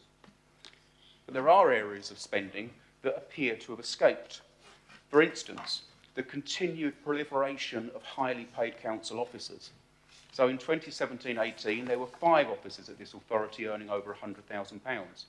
Last year, that had gone up to 15. Interestingly, the average number of employees in a local authority receiving over £100,000 per annum is 7. In the same time, the number of officers paid over £50,000 has risen from 119 to 226. That's a 90% increase. And whilst there's been a recruitment freeze of sorts, there's been no such freeze on agency staff, with a spend there of over £10 million last year. Neither has there been any freeze on the cost of consultants, with almost £3.5 million being paid out there last year. And that doesn't include the costs of private contractors or project work or other different names for contractors. These are areas that really do need to be carefully examined before any established staff lose their jobs. Then beyond next year, the Section 151 officer warns us that there is far less certainty over the following years. The deferment of pressures in the budget through the use of reserves and capital receipts, along with other demand-led and inflationary increases, result in a forecast deficit for the following 2 years of £14.3 million. And that history shows us that the required growth in councils' budgets always exceed the ability to raise finance through council tax, thus leading to pressures every year. Madam Mayor, that means that no sooner than we've concluded this evening's meeting, Cabinet and officers will be looking at where they can find the resources to deliver balanced budgets over the medium term. And Madam Mayor, I want to finish on a positive note. We, all of us, members anyway, live in Thurrock. We all have a stake in Thurrock, and we all want Thurrock to be the best that it can be. And this leads me to Councillor Coxall's question on whether Thurrock Council can survive, indeed whether it can thrive, without fundamental change. And he has quite reasonably suggested working more closely with neighbouring authorities in a way that would help to add capacity in delivering our huge regeneration agenda, help with strategic planning, help to drive up skills, help to improve cross-authority transport links. Such an arrangement, and I think a while ago it would have been called a combined authority, would be well positioned to bid for and to gain extra freedoms, flexibility and funding from government. And I really do encourage the administration to explore all possibilities in this area. But I ask that they do so in an open and transparent way that involves all members from an early stage. And Madam Mayor, whether or not there is mileage in such an approach, and I really do think there is, if we are to thrive as a local authority, we have to embrace the dynamism and entrepreneurial spirit that exists across the communities of Thurrock. And I just want to give a couple of examples. We need to look at places like Hardy Park, a park where 15 years ago it was virtually a no-go zone. It was residents that got behind that park. It was residents that turned it round to such a degree that it's now one of the best loved and most visited parks in Essex, and they've done that with virtually no council funding. Or if we look at Thurrock Lifestyle Solutions, and I declare my interest as an employee of TLS, a community interest company that was originally spun out of the council. They help people with disabilities, particularly learning disabilities, to live happy, healthy, independent lives. All directors of the business are service users, and they deliver first-class services that are actually really good value. And there are many, many other small social enterprises delivering all kinds of services across Thurrock. They often deliver a very carefully tailored service at a very local level in a way that local authorities just aren't able to do, and at a cost that local authorities just can't match. We would do well to engage more closely with them to see where we can work together. And we should look to create a fund to help some of them grow and to foster a huge expansion in the number of successful social entrepreneurs and social enterprises across the borough to help deliver services that are truly local. Madam Mayor, if we can do those things, I for one believe that Thurrock has a very bright future indeed. Thank you. Councillor Goodhill, you have 10 minutes to respond to Councillor Kent. Excuse me. Thank you, Madam Mayor. I don't intend to take anywhere near the 10 minutes. Indeed, I still feel that the Constitution is very poorly written. I get 10 minutes to respond to the Leader of the Opposition, or indeed whoever sits or stands in this position gets 10 minutes to respond to their response. We only get 3 minutes to respond to all other councillors. However, it is what it is, and I fully understand that whilst I would have normally asked that this evening, that would have been rejected by other members. I can live with that. I'm not going to rehash the arguments we've had about pay. I'm not going to rehash about the to pay that extra is going to cost us an extra 4 point, whatever it was, percent on the council tax. We've had that discussion. We've had the discussion about the capital funding and everything else. I'm actually going to focus on the positives that Councillor Kent also picked up from this. Can we survive as a council? Absolutely right. We do need to look at something bigger than Thurrock. And as Councillor Kent quite rightly said, they were called combined authorities. At the moment, my excellent colleague, Councillor Coxall, sits on ASLA as part of the regeneration portfolio that he has, and that will also include that aspect. They've recently gone, at last, to public meetings where everyone can see the decisions are being made. And yes, number one, it's a requirement for us in law to be open with elected members as we go down a route. But equally, we need to know what that route's going to be, rather than saying, oh, we could do this, we could do that, we could do something else, and it being a whole mishmash, and we end up with another 2 hours of argument as to which one we have and getting to nowhere other than, wherever the administration wishes to go. It would be the right thing to look at that, but it's not just a conversation that we can have. We cannot just say we would like to park our tanks on insert name of another local authority. It's not how it works. There needs to be collaborative agreement between Essex County Council for all of our direct neighbours, or indeed, well, it doesn't apply so much to London because the old regulations prevented that. It would only be until we get to Southend that it could be one council making a decision. At the moment, it would have to be Essex County Council and indeed the districts. And I really hope, and I know Councillor Coxall had a meeting today with the leader of Essex and discussed exactly that. And it does seem to be a bit of an appetite to actually think, right, what is best, not just for Thurrock, not just for Essex, as in the county of, but also all of the districts within. So hopefully as we move forward on that, we can bring much better updates to the Chamber. And I also support him hugely on the use of third sector and indeed local enterprises. These are the lifeblood, and were the lifeblood, of the COVID response. They could get to people much quicker than we could even get our gears into action at the local authority. We've praised them enough, and we will continue to praise them. Some of the services they provide would cost us a huge amount. I know before I became a councillor, indeed shortly after, there was the discussion that actually local authorities shouldn't be service providers, but should be those that just initiate other services to be provided for residents. And that really is still a model that I think would work better than some of the things we do.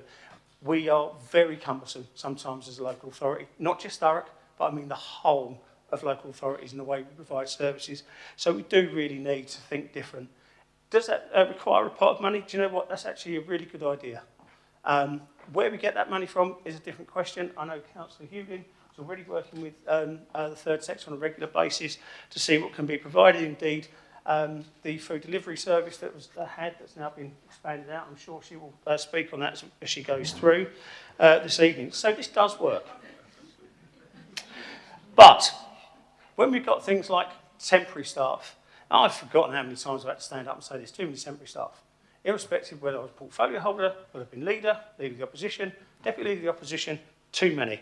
Yes, and you know what? If we can put all of those temporary staff, that are social workers, for instance, we can start achieving that saving of £1 million on social workers, because a lot of that is for temporary staff extra costs. Now, I'm not going to, like I say, I could sit here and, or stand here, and just keep on going backwards and forwards. But of course, wherever there is this, we need more services. We need to provide more. We need to do more. We need to do this. We need to do that. And it comes at a cost. If they're not coming forward with any viable alternatives, the only other place that this can go is on the resident's pocket. And I'm sorry, even at 2.99%, it's difficult. But that is going solely towards adult and children's social care, our most vulnerable. We will not put votes before the vulnerable. And I would hope that no one in this chamber will. However, it would appear that some in this chamber tonight will vote against this budget. So with that, Madam Mayor, I will allow everybody else to have their say. I'm sure everybody would love to have their say. Thank you. Councillor Bowen, would you wish to speak? Yes. Budgets, forecasts and numbers, it is always mind-numbing, horrible work, isn't it? So no surprises there. But you do have two cabinet members who could show you how to reduce council tax year on year. They've got two expertise, so why don't you use their expertise and you could reduce council tax every year? You've got Councillor Spillman and you've got the other bloke's name I've forgotten now. So I will struggle to vote for this. Being very selfish to SS17, I can't ask my residents to be paying more for social care when they're going to receive less of a service. We've shut down our adult care centre, so our residents will be paying more money for the other side of 128, aren't they? So, no. And the only thing, it's a shame you can't budget for more type of questions so the opposition can actually take part in this, what has become a monthly Tory trumpet-blowing travelling circus. Councillor Massey, do you wish to speak? Thank you, Madam Mayor. Would any other members wish to speak on the report? Councillor Coxall.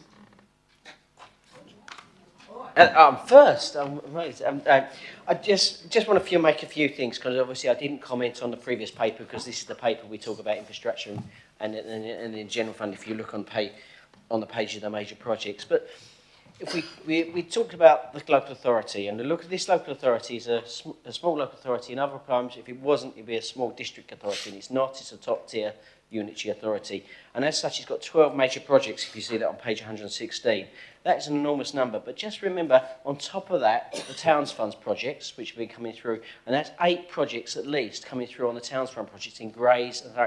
That's over 20 major projects that the regeneration team, which is a team that I'm the campaign member for, are working on. On top of that, there is the private sector, huge investment everywhere you look. There is people interested in delivering an economic development day after day. Only last week you saw another economic development, another company coming to London Gateway with loads more jobs, hundreds more jobs. And this is happening continuously here because we're close to the world's greatest capital.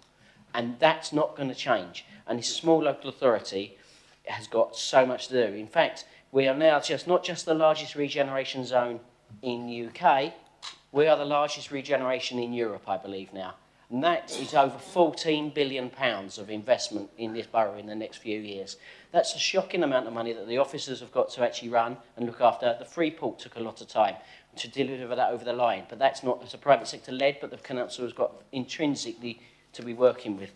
So these works don't come cheap and doesn't cost that, and it does come to some money, and that's what you can see what we're moving forward when we're moving forward.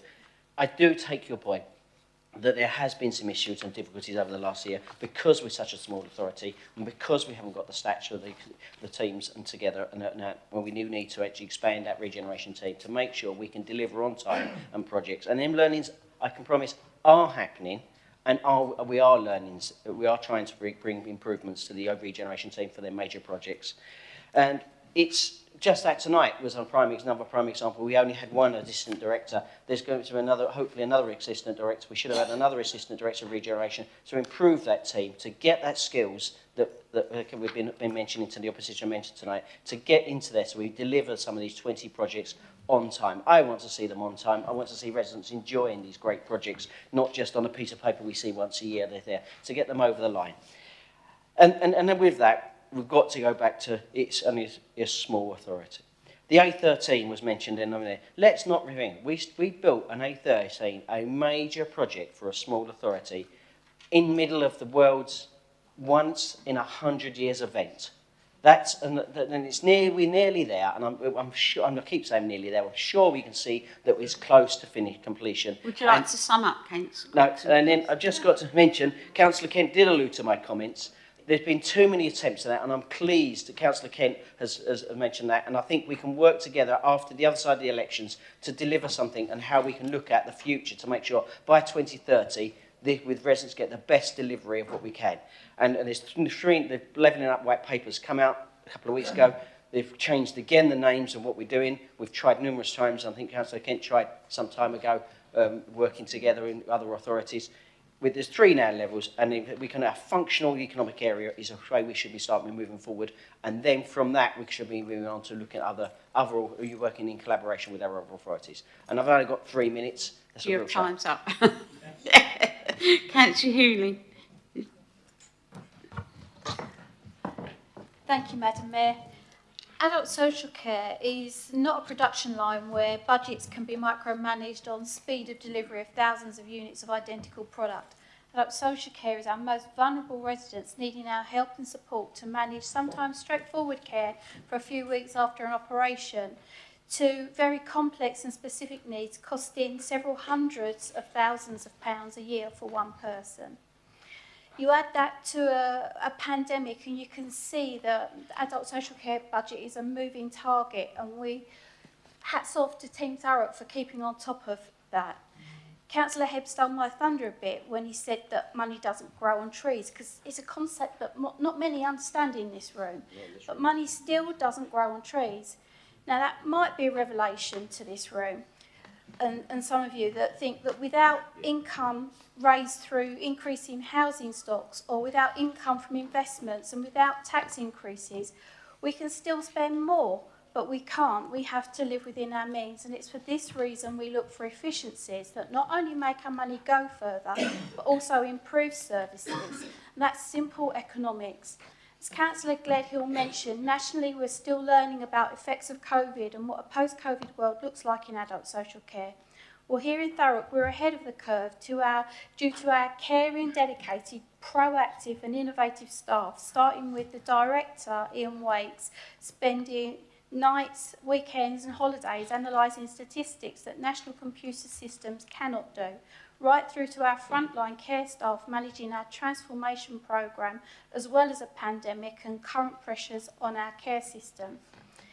In a time of staff shortages within the care industry, we're actually attracting quality staff because they want to work here, they want the career progression, they want to be within our wellbeing teams and transformation programme.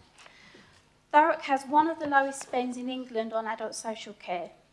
It sees us currently spending about 30% of council's overall budget compared to other local authorities spending 45% of their budget, and that in some instances is up to £20 million more to achieve the same thing. And in some cases they're stunned by how much we can achieve and envy the quality of care we provide and look to us for inspiration. Our statistics are starting to reveal the added pressures next year's budgets will have, with an increase in the numbers using our service and with more complex care needs and the rising cost of external placements. Over the next few years, we will see added pressures to our budget that could well be in the region of £5 million, and we need to get help with the NHS, get back on top of preventative care to help us with the budgets. And that's why we'll continue with the transformation work. We'll continue to work closer with the NHS. We'll continue to work with community partners. Would you like to sum up, please, Councillor? It's one of the reasons the councillor made me the portfolio holder of communities and adult social care. We'll continue with the Better Care Fund, voluntary sectors development funds. We'll continue building relationships to help with those budgets. I welcome the 1% increase to the precept. That extra £700,000 is extra income for our most vulnerable residents, but we do need to understand that with over 800 new additional vulnerable residents already this year, and potentially more to come, this will add less than £1,000 per year towards costs of those new cases, yet alone support existing cases and rises in inflation, wages, fuel costs and service delivery. And £1 a month, that's less than the price of a pint of beer, so we can all manage that to help increase our budget for our vulnerable residents, but we will continue to look at transformation. Thank you. Councillor Ralph. Thank you, Madam Mayor. I welcome the budget, and as Councillor Hooligan has just described, the changes on the adult social care is quite drastic. What I take offence to is the Leader of the Opposition using Hardy Park as a flag-waving exercise when he forgets that we did it due to the failure of his administration when it was jungle fire. Don't sit there shaking your head, because I begged you on the phone for help to come cut our grass when you sold off all the equipment. We had nothing. Mm-hmm. Do not use it as a flag-waving exercise. Councillor Johnson. Thank you, Madam Mayor. Many statutory duties lie within children's services, and recent awful fatal events elsewhere in the UK only go to prove what an important role this is for our children, the Council and indeed this administration. This will always be a children first service, but we cannot get away from the fact that setting a budget is an important target for the authority. Current budget spend on our children's and family service equates to almost 50% of our entire council tax income, and is becoming a daily challenge to place looked after children within those budgeted cost levels. Many authorities compete for the same places, and there is no doubting that the pandemic and our geographical location has increased the number of children requiring this service in Thurrock. The placing of children outside of Thurrock and those with more complex needs has seen a significant and rapid increase in costs right across the board, within residential placements, individual fostering agencies, and mother and baby placements. In fact, we have first-hand knowledge of weekly placements of more than £20,000 a week, and are aware of others having to pay even more. To put this more into context, we are aware of placements costing £40,000 per week, which is the equivalent of the national annual salary here in Thurrock. It's not all doom and gloom here in Thurrock, as we are having successes. We're working closely with public health, the Brighter Future strategy, and indeed our own strategy for economic recovery, along with our colleagues in housing, and have managed to buck the trend with child poverty in reducing the numbers of children living in low-income families. Our recent report from Ofsted relating to our special education needs from their 2019 visit is a tremendous result for our children's services, showing clear pathways in addressing previous weaknesses. We have an ambitious transformation programme, as mentioned by the leader, and we are looking to establish solo child placements commissioned by Thurrock for Thurrock, providing Ofsted standard accommodation, and then looking to commission that service. And I believe that the inclusion of members as champions in key areas of children's services will further strengthen our commitment in tackling the causes of children coming into care, aiding us to prevent that happening. I'm not an advocate of simply throwing money at something to try and improve it, but in this instance, I believe the ring fencing of a council tax increase will go a long way in ensuring we can continue to deliver a good service within a very important area. So it will come as no surprise to members then that I will be fully supporting the budget put forward this evening. And I'd like to add my thanks to the finance team, Councillor Hebb and the leader for delivering what is a budget that delivers support for all the most vulnerable persons in our communities, which I had hoped would have got unanimous support, but that doesn't seem the case. The Leader of the Opposition started off his presentation with, "We have to consider the impact on residents." Well, Councillor Kent, children and vulnerable persons are also residents that need extra assistance. So I repeat, I will be supporting this budget. Councillor Mays, would you like to speak? Thank you, Madam Mayor. I want to start off by echoing some of the points about public health working with adults and children's social care to try and prevent costs from rising. But I think the fact is that no matter how people vote tonight, costs are going to go up. I think we need to be responsible. We need to be responsible with that. Whether it's a staffing increase or the increases in adult social care and children's social care. What I don't like from the opposition is that they are, as the leader said, choosing votes over the vulnerable, and I think that is very sad, and I think that is not good at all. Because, quite frankly, I think this is a really good point. We are the third lowest council tax in the country. We're not asking for things in Thurrock that other areas aren't doing already. So we need to fund these areas. We need to transform as well, which we are doing. We are trying to look at transformation in innovative ways that we can do. But most importantly, as Councillor Johnson said, we must put residents first. And that's what we'll be doing. And I urge all members to reconsider and support this tonight. Councillor Snell. Thank you, Madam Mayor. 2 points, if I may. Firstly, I think Councillor Kent mentioned earlier on that he didn't actually have much faith in the administration in being able to fulfil the budget and keep it balanced. I found myself in a similar position, I think probably 2016, when I also doubted the administration at the time, because quite frankly, it looked impossible. I thought there's no way you're going to make this budget balance. But you know what they did? And despite everything, I came back the following year and said, you know what, credit where credit's due. It did look impossible. And I think, yeah, you can look in and see this is hard work. Well, it is hard work. But I have faith in this team that they will do the hard work required to make sure that when all is said and done, we'll be back here next year with the budget had and balanced, and we'll move forward. But my main point, I think, really is, we can take all the facts and the figures and all that stuff's fine, and everyone makes some valid points. But we've just been through this pandemic. Now, I don't know about anybody else, but I have seen people that I would normally have thought very robust individuals, never have thought they had a mental health issue ever, collapse in front of me. I've had, sometimes that's because they've had family members that have died because of the virus. Sometimes it's because of the social isolation. It's a huge problem.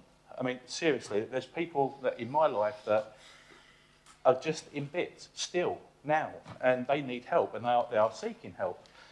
And also, we are now starting to see through our schools that the impact on children is now starting to be seen. It's a huge problem. It isn't going to go away. In fact, it's going to get worse over the next few years before it gets better. So I would say to members is that, look, we can all play politics. We're all very good at doing that. But for this particular budget, bearing in mind it's ring fence for adults and child social care, we need that money. Those people need that help. At any other time, you can make all sorts of other arguments. But I think now, this year, this is important. And I think we should reconsider, Labour Group should reconsider, maybe have to sort of bite back a few things and vote for this rise. Thank you. Councillor Jeffries. Thank you, Madam Mayor. I think it's worth repeating, as my colleagues have, that this increase that we're proposing is ring-fenced. It is for adult and children's social care. In my budget, in my department that I look after, so I'm told, because I wasn't around as a councillor, when this administration took over, there wasn't even the most basic machine like a lawnmower. And I think as a resident at the time, certainly my grass outside my house wasn't cut that often. And it turns out, because the previous administration had sold off all the machines, we were becoming a little bit like Croydon, about to go bust. However, thanks to this administration, we have a department with the appropriate machines, so the grass is cut, the streets are cleaned and swept, and yes, even more trees than ever are being planted. Furthermore, as was mentioned earlier as well, we have a plan to deliver a new fleet of bin lorries, which will see will see improvements in our recycling rates and the quality of service that we provide our residents. I fully support this budget because, as I've said, it will provide the extra help that the most vulnerable in our society deserve. Thank you. Councillor Redhouse. Redcell. Sorry, I said it wrong. Thank you, Madam Mayor. You will get it right one day. Yeah, I've got a list. I think we've also got to look. We've been through this pandemic, and it's not gone yet. We're not over it yet. No way. We've got people out there who are very vulnerable, and I hope to God that none of us in this room at the moment will need all the stuff that we're going to need at a later stage. I think that we've got to look at all the work that's been done on this from officers and members, and I think we've just got to look after our elderly and people that have been in trouble through this pandemic, because we've got more people suffering with things that they didn't even think they would suffer with. Not actually mental health problems, but anxiety and, just to go through something that they're being on their own, they're not talking to people, they're not mixing with people, and I think we need to help us, and I will be supporting the budget because I think, and especially this social care and children's social care, need the help we can give them. Thank you. Councillor Holloway. Yes, thank you, Madam Mayor. I just want to rebuff the constant accusation that we sold off machinery when we were in administration. Thank you. And obviously, I mean, I haven't always got a great memory, so I thought I'd FOI it. So FOI 11207. I'm very happy to provide it afterwards if you need it. And this FOI shows that 5 machines were sold in 2014, A lease expired on 1 in 2015, none were sold in 2016, and however, when you got into power, you got rid of 10 in 2017. So I think you really need to check your facts. Right. Councillor Gledhill, do you wish to sum up? Sorry, Councillor Little would like to speak. Sorry. Councillor Little wants to speak first. Thank you, Madam Mayor. I wasn't going to speak on this subject, but actually it's correct, Councillor Holloway. Unfortunately, you are wrong, because what happened was, no, what you aren't looking at is the ones that you had were never serviced and didn't work. And I've got pictures of how tall, no, and why were they, the rest of them, not, they didn't work, Victoria. They couldn't be redone. We purchased a load more machines. And unfortunately, I had to get farmers to actually go cut the park in Horndon. You couldn't see the flipping dogs walking, let alone anything else. The grass was so high. So, sorry? They weren't sold. They got new ones because they didn't work. Because Labour, excuse me. Sorry, Labour had not maintained those vehicles. And so, as you say, exactly. And I can actually, I'm good at doing Google as well, so I can Google that and get it up on the council meeting. And in fact, Councillor Rice, at the time of that meeting, was really, well, it was hysterical just watching his face. And he had to just hunch his shoulders up. Oh, well, it's Thurrock, which is, oh, you know, and that was always the answer from Labour. Getting back to the budget, etc., I will be supporting this. You know, I've worked with the children and with the adults, and I know how important these services and the support that our residents need and the vulnerable. And at the end of the day, as they say in the song, the children are our future. And so we must look after the children. Thank you, Madam Mayor. Councillor Hebb, do you wish to speak? Oh, blimey, not the table over. Thank you, Madam Mayor. About the second time I've done that tonight. So I just want to go through a couple of points first. So the local government settlement towards the end of the year, it was said, well, why don't we use that? Well, what daft question. Of course we've used it. It's actually reduced the pressure of the budget this year, so I don't quite get where that's come from. We're going to quickly rehash last month where we talked about the wonderful council tax freeze under the Labour administration, which was facilitated by the Right Honourable Eric Pickles at the time, who was the Conservative Secretary of State for Communities and Local Government, or whatever it was called back then. It's changed about 1,000 times. And subsequent to that, the Conservative administration have increased tax by 1.49% and then had a council tax freeze the year after, 1.99% and 1.98%. So, respectfully, that's 11 years' worth of under-inflation tax increases thanks to the Conservatives nationally and locally. There was a point raised about the Section 25 statement about can we survive, and that is a genuine question.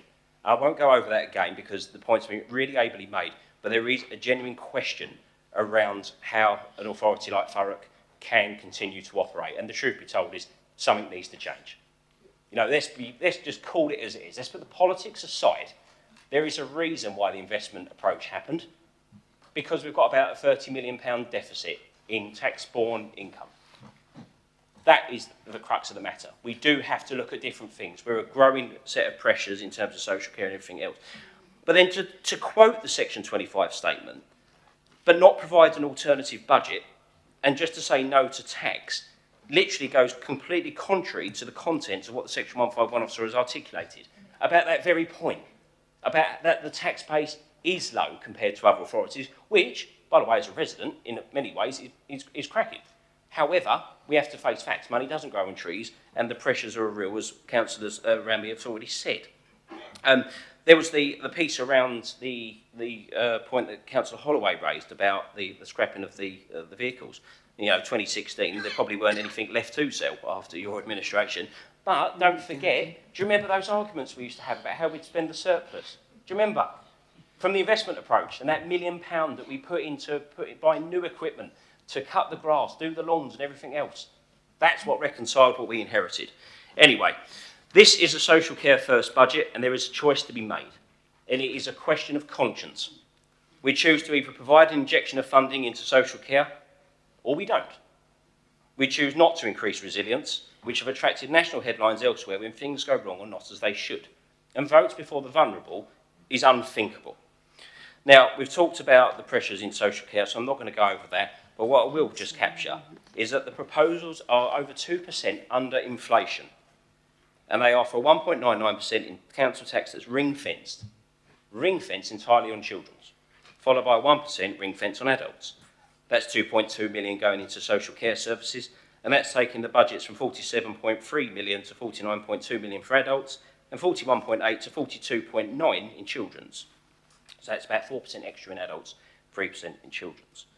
I've already reminded everyone of what we was reminded of when we formed administration, that political expediency shouldn't trump doing the right thing. This is one of those moments. But I do just want to stress, Madam Mayor, before I close, the cost of a first-class stamp is sometimes a burden that some will struggle with. No, that is a fact.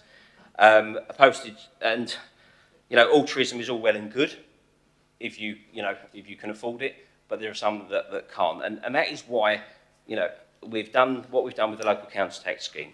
We've increased it from 7.7 million to 8.5 million, even though case levels have gone back to near pre-COVID levels, not quite, but near. We've done that, even though the case levels are down, to make sure that the support is there for people in this inflation issue. We can't control external variables, we just can't, but we can control the generosity of what support is there.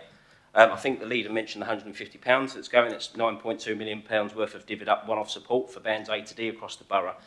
And of course, as ever, if there are people that are feeling the need for help, please do visit the local council tax support website. Please do reach out.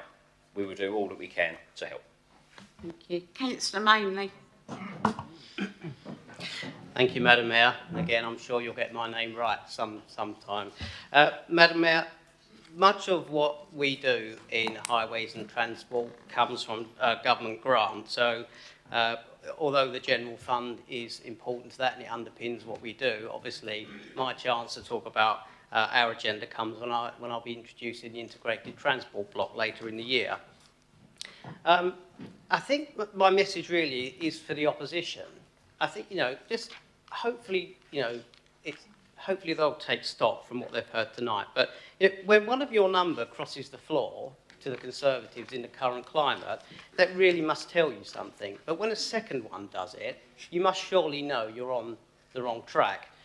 Now, when Councillor Holloway got to her feet, I thought, we're going to hear we've heard from Councillor Kent, we'll hear some other insights from the Labour group. But what did we get? It was nothing related to the budget at all. And as you look across their number, their dwindling number, although I think we can now safely say that Thurrock Independents are Labour by are de facto Labour members, not one of them has really got to their feet to challenge this budget, to give us alternative ideas. They're just sitting there like plants. And I think, really, it masks what they know. Be under no doubt, if Labour were, God forbid, presenting a budget tonight, there would be a council tax increase. We know that. But I think their silence, their look of dejection really tells you they just don't believe what their leader is trying to tell us. They know this is a budget that protects the vulnerable. They know it's a fair budget. And they know it's a budget that will put us in good stead. Thank you, Madam Mayor. Cute. Point of order, Madam Mayor. Me and my lady here find your comments about the Thurrock Independents grossly insulting. So can you take that back, please? Take it back. You said enough, mate. But Right. Thank you. It's your Not a budget. point of order. Right, Councillor Gledhill, do you wish to sum up? Excuse me. Thank you, Madam Mayor. Unfortunately, Councillor May's stolen some of my thunder, but not all. I'm going to start off, and normally I was expected to write in pages and try and cram it into 3 minutes. But to the leader of the independent group, Councillor Spoonman is doing his bit for savings. Indeed, it was not for his fantastic work that he's doing in the housing, which comes under a different budget, but his impact on this budget through the homelessness strategy that is introduced, and that's having a direct impact on the amount of council tax used to support those who are homeless. If you'd read the report, read it properly, you would have understood it. But indeed, you don't need to name any specific cabinet member who will help reduce the cost burden across the council tax and improve services. All of them do that. Every single one of them. So don't just call them by name, call the Conservative cabinet. Okay.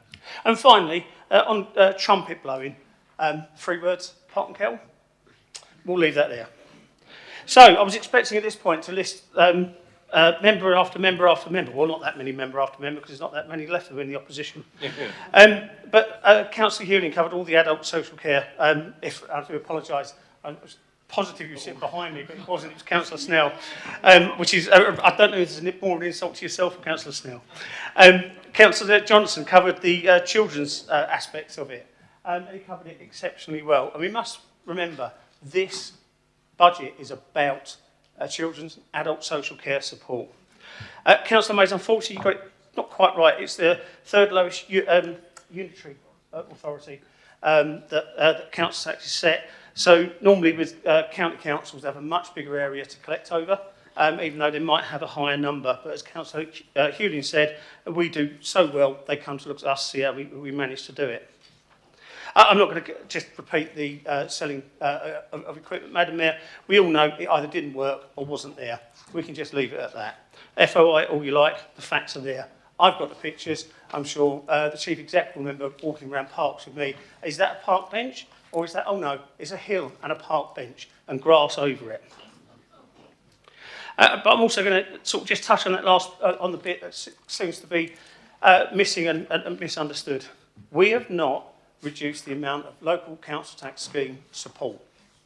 This means that those that are on full local council tax support will see pennies a week if they're in a Band D property increase to support adults and children.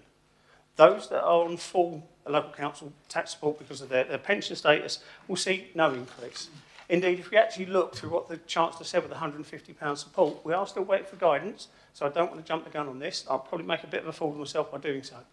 But if that plays out in the way that most council tax support has played out in the past, bearing in mind I'm a council tax professional by trade, this means many people in Thurrock, even though we've increased council tax, may well be paying less this year. Some of them may even still now be paying none.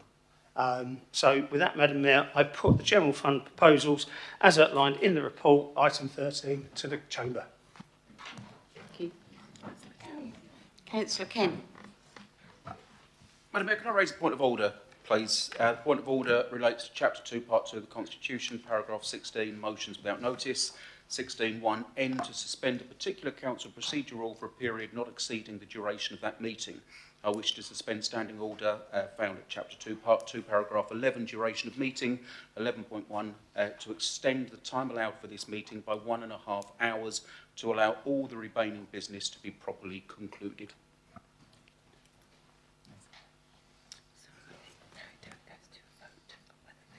All right. We now go to a vote that we extend the time tonight. All those in favour?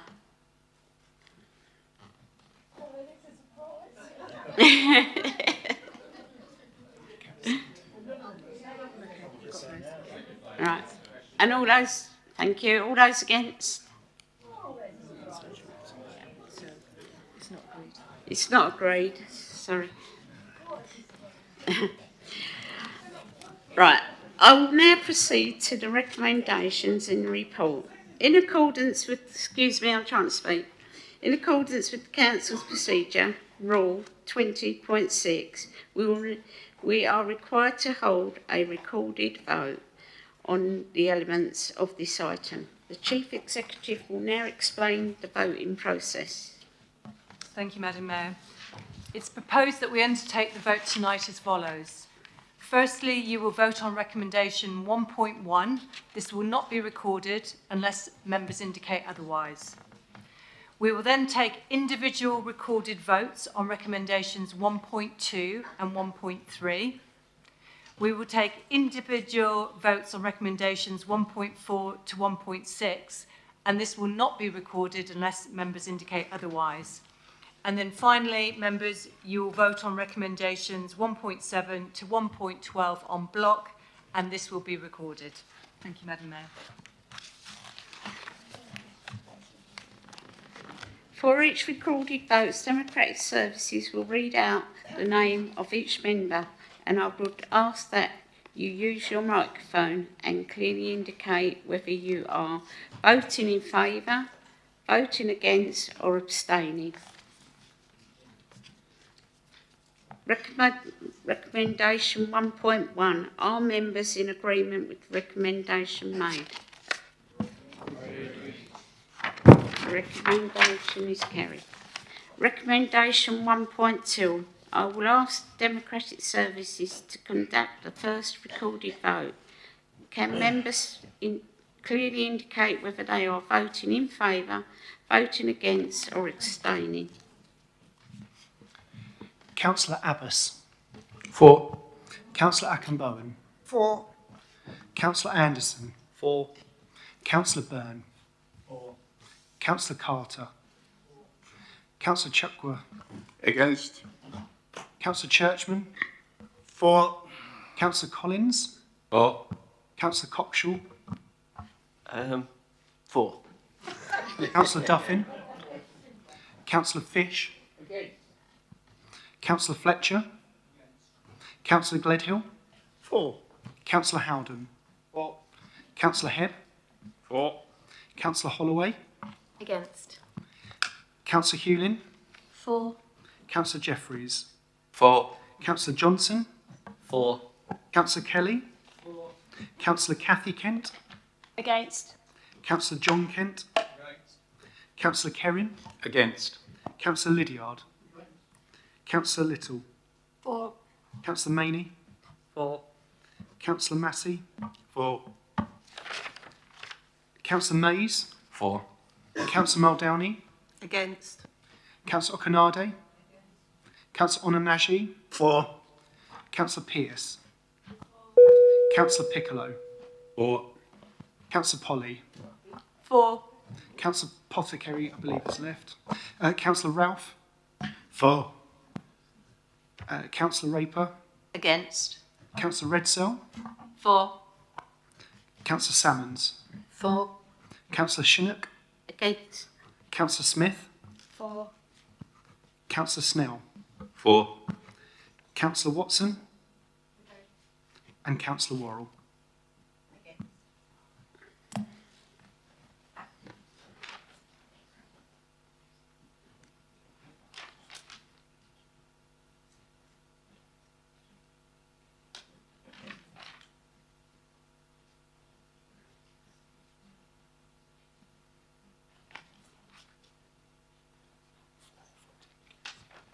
The recommendation is carried. Recommendation 1.3. I will now ask Democratic Services to conduct the recorded vote. Can members clearly indicate whether they are voting in favour, voting against or abstaining? Councillor Abbas. For. Councillor Akinbowen. For. Councillor Anderson. For. Councillor Byrne. Against. Councillor Carter. For. Councillor Chukwu. Councillor Churchman. For. Councillor Collins. For. Councillor Cockshall. For. Councillor Duffin. Councillor Fish. Councillor Fletcher.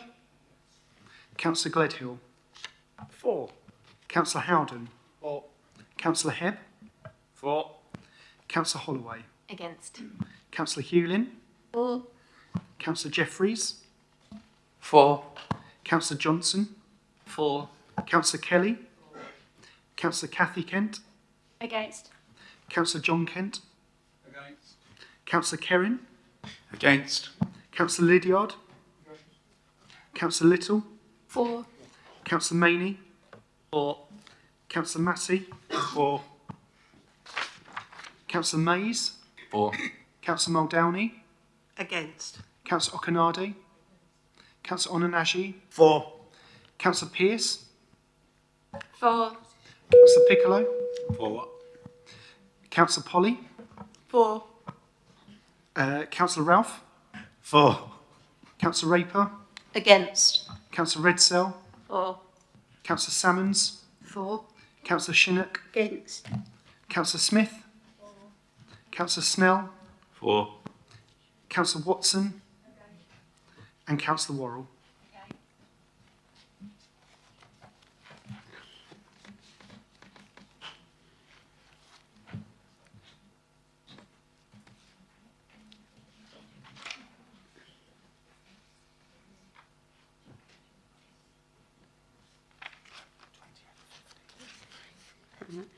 The recommendation is carried. Agreed. Recommendation 1.4. Are members in agreement with the recommendation made? Are we voting? The recommendation is carried. Recommendation 1.5. Are members in agreement with the recommendation made? Agreed. Recommendation carried. Recommendation 1.6. Are members in agreement with the recommendation made? Okay. Recommendation 1.7 to 1.12. We will vote in block and ask Democratic Services to conduct a recorded vote. Councillor Abbas. For. Councillor Ackenbowen. For. Councillor Anderson. For. Councillor Byrne. Councillor Carter. For. Councillor Chukwa. Councillor Churchman. Councillor Collins. For. Councillor Cockshaw. For. Councillor Duffin. Councillor Fish. Councillor Fletcher. Councillor Gledhill. For. Councillor Howden. For. Councillor Hebb. For. Councillor Holloway. Councillor Hewlin. For. Councillor Jeffries. For. Councillor Johnson. For. Councillor Kelly. Councillor Cathy Kent. For. Councillor John Kent. Councillor Kerrin. For. Councillor Lydiard.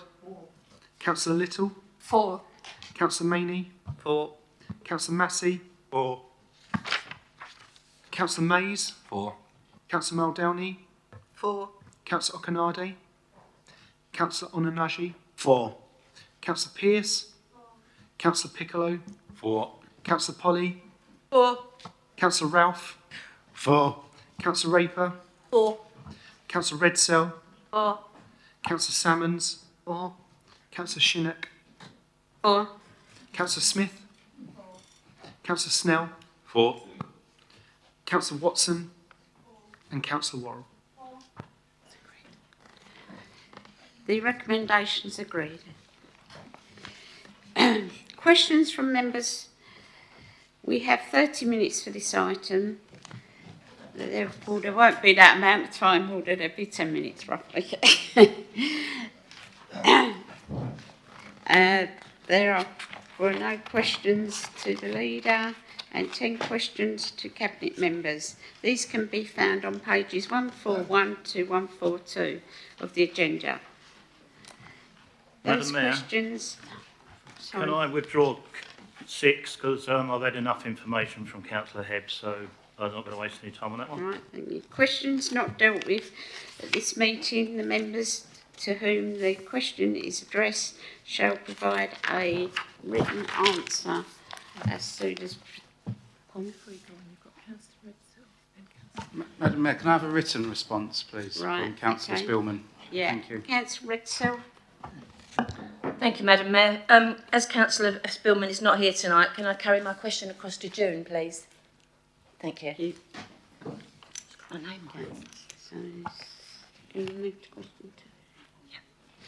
Right, question 2. Councillor Little to Councillor Duffy. Councillor Little, please read out your question as set on page 141 of the agenda. Sorry, Madam Mayor. Please can you inform the Councillor Duffin, please can you inform the Council of the true, accurate timeline regarding the events surrounding the communication strategy, please? Councillor Duffin, please respond to the question. Thank you very much for this question. So on the 7th of September, it was presented to corporate ONS, and then on the 8th of September, it was presented to Cabinet. Before the meeting, I spoke to a fellow member of Cabinet who attended the meeting and got a rundown of what happened. After this, we made the decision as a Cabinet to push it out to local media and get their feedback. On the 16th of September, an email went to local media, and it's a really important line in there. This is an opportunity for you to share any strategic approach to communications with us, and it is not about day-to-day operation processes or the communications team itself. And that's a really important thing to understand, that the communication strategy is not about people's personal opinions on different members of the comms team or anything like that on a day-to-day basis. It's a much broad, big approach. So on the 4th of October, after the deadline, we received a response from the editor of Nub News. It was all about the internal stuff that we'd highlighted in that line and not about the comms strategy itself. So I was obviously aware of the other concerns because we've heard about those before, and I've spoken to Neil personally about those dating back to as far as when I was in opposition. But I guessed from the fact that none of the comms strategy was mentioned that must be okay with what's in the comms strategy. It's just the wider issues that he was raising again. On the 12th of October, we received an email from NewsQuest with a letter dated the 24th of September. And there was a quote in here saying, "I sent the attached a couple of weeks ago." No reason to doubt the media, and it wasn't, "I think I sent it." It was in the affirmative, "I sent the attached a couple of weeks ago." So the following day, on the 13th of October, Cabinet doesn't happen, quite rightly. And I thank the editor of Nub News for raising this. There was a admin error on the report and it wasn't constituted correctly. So the following day, considering we've had one journalist praise the comms strategy and another one raise other concerns about the comms team, but no concerns about what's in the comms strategy, the non-controversial comms strategy was passed using delegated authority. Councillor Little, do you wish to propose a supplementary question? Yes. Yeah, I'll get up. Oh, that's okay. Sorry about that.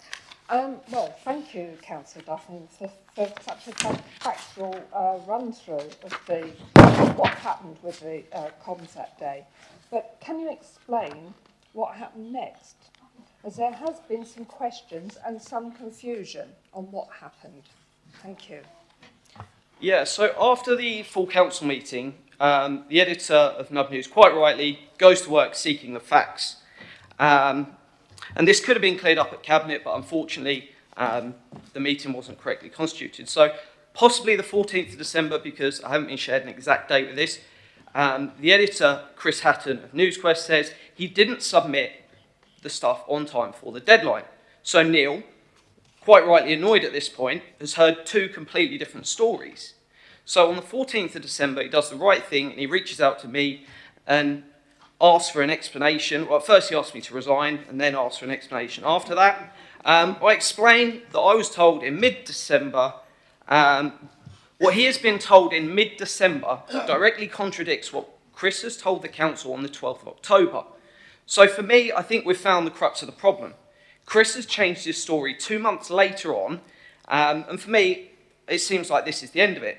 Instead, we get an article that my quote is directly taken out of context to fit a personal agenda, calls for a council officer to resign, and key facts hidden from the story.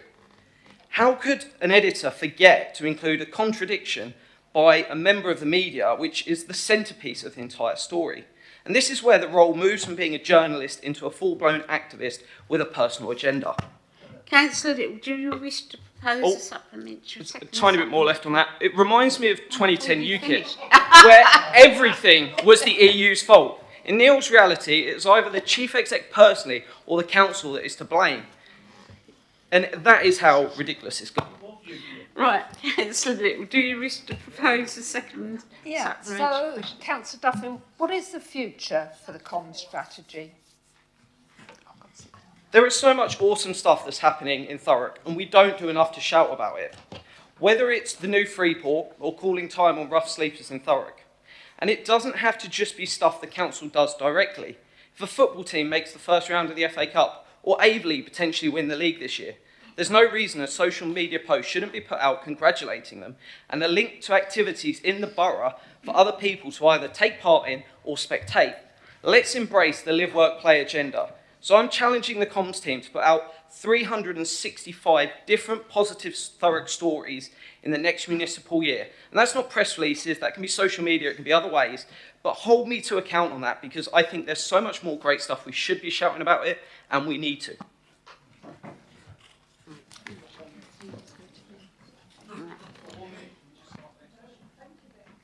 No, this is the end of the meeting, isn't it? Yeah. No, she's had to. You've had 2 questions, so...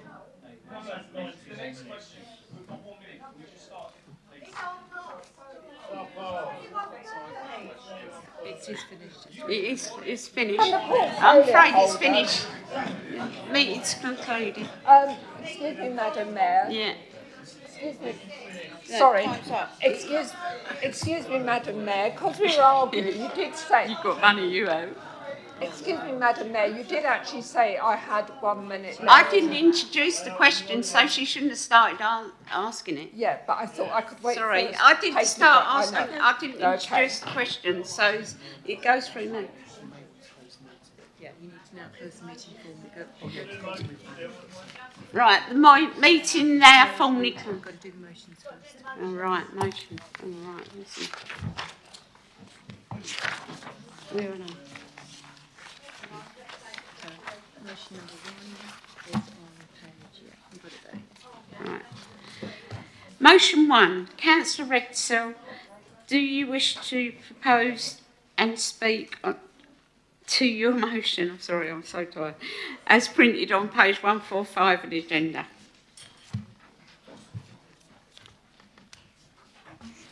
Thank you, Madam Mayor. Irresponsible riders of motorbikes and other similar vehicles misusing public and private land are putting our residents' lives and well-being at risk. I call on the relevant authority to implement a borough-wide PSPO to prevent the unlawful use of these vehicles where the residents have lawful access. This will protect residents across Thurrock and also make it easier for the police and council to take action. Right, is that seconded? It is seconded. Yeah. So we just go to the vote. Right. So we now go to the vote.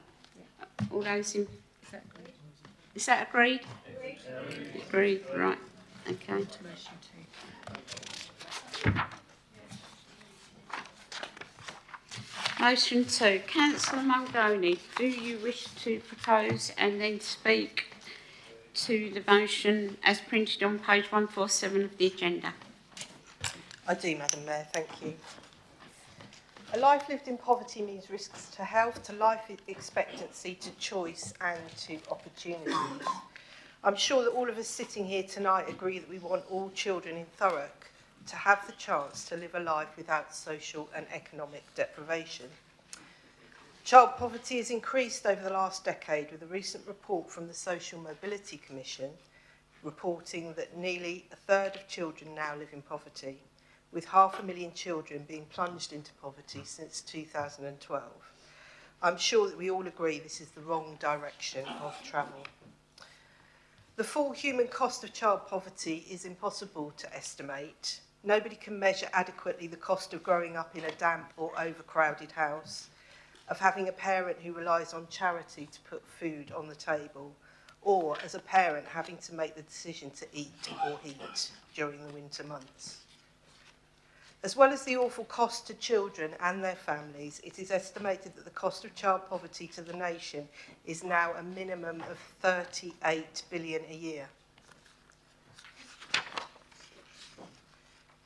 For too many children, being born into poverty results in poor children becoming poor adults.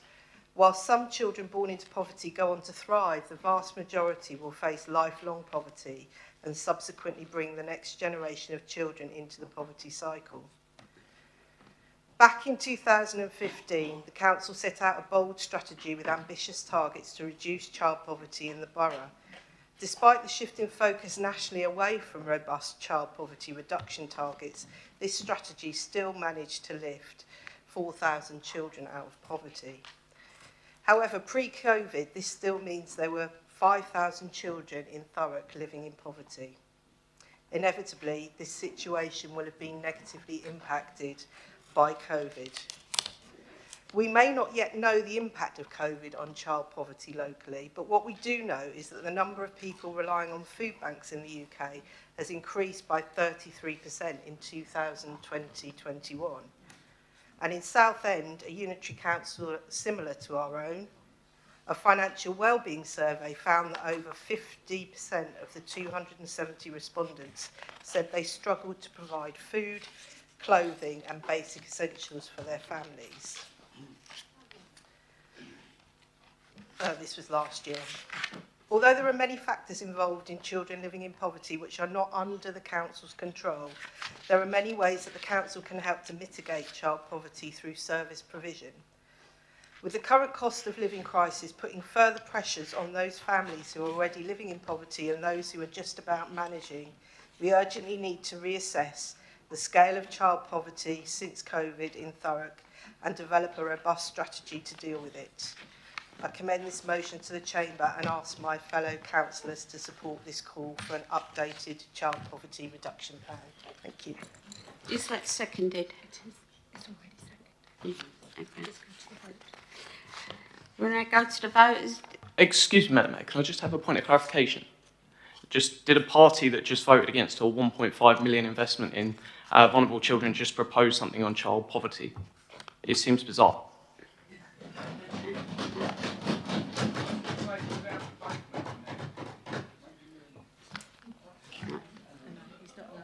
Just goes to the vote. right, we go to the vote. All those in favour? Oh, wait, no. No, what's the problem?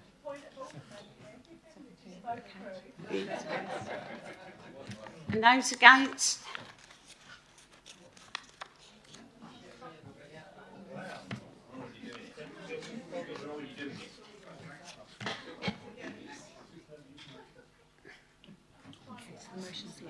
The motion's lost. Motion 3. Councillor Kent, do you wish to propose and speak on to the motion as printed on page 149 of the agenda? No, thank you, Madam Mayor. I'll hold it over to the next meeting because I'm really keen to hear the debate. All right, thank you.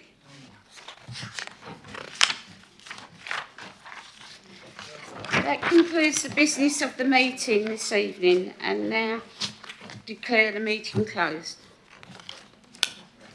Right.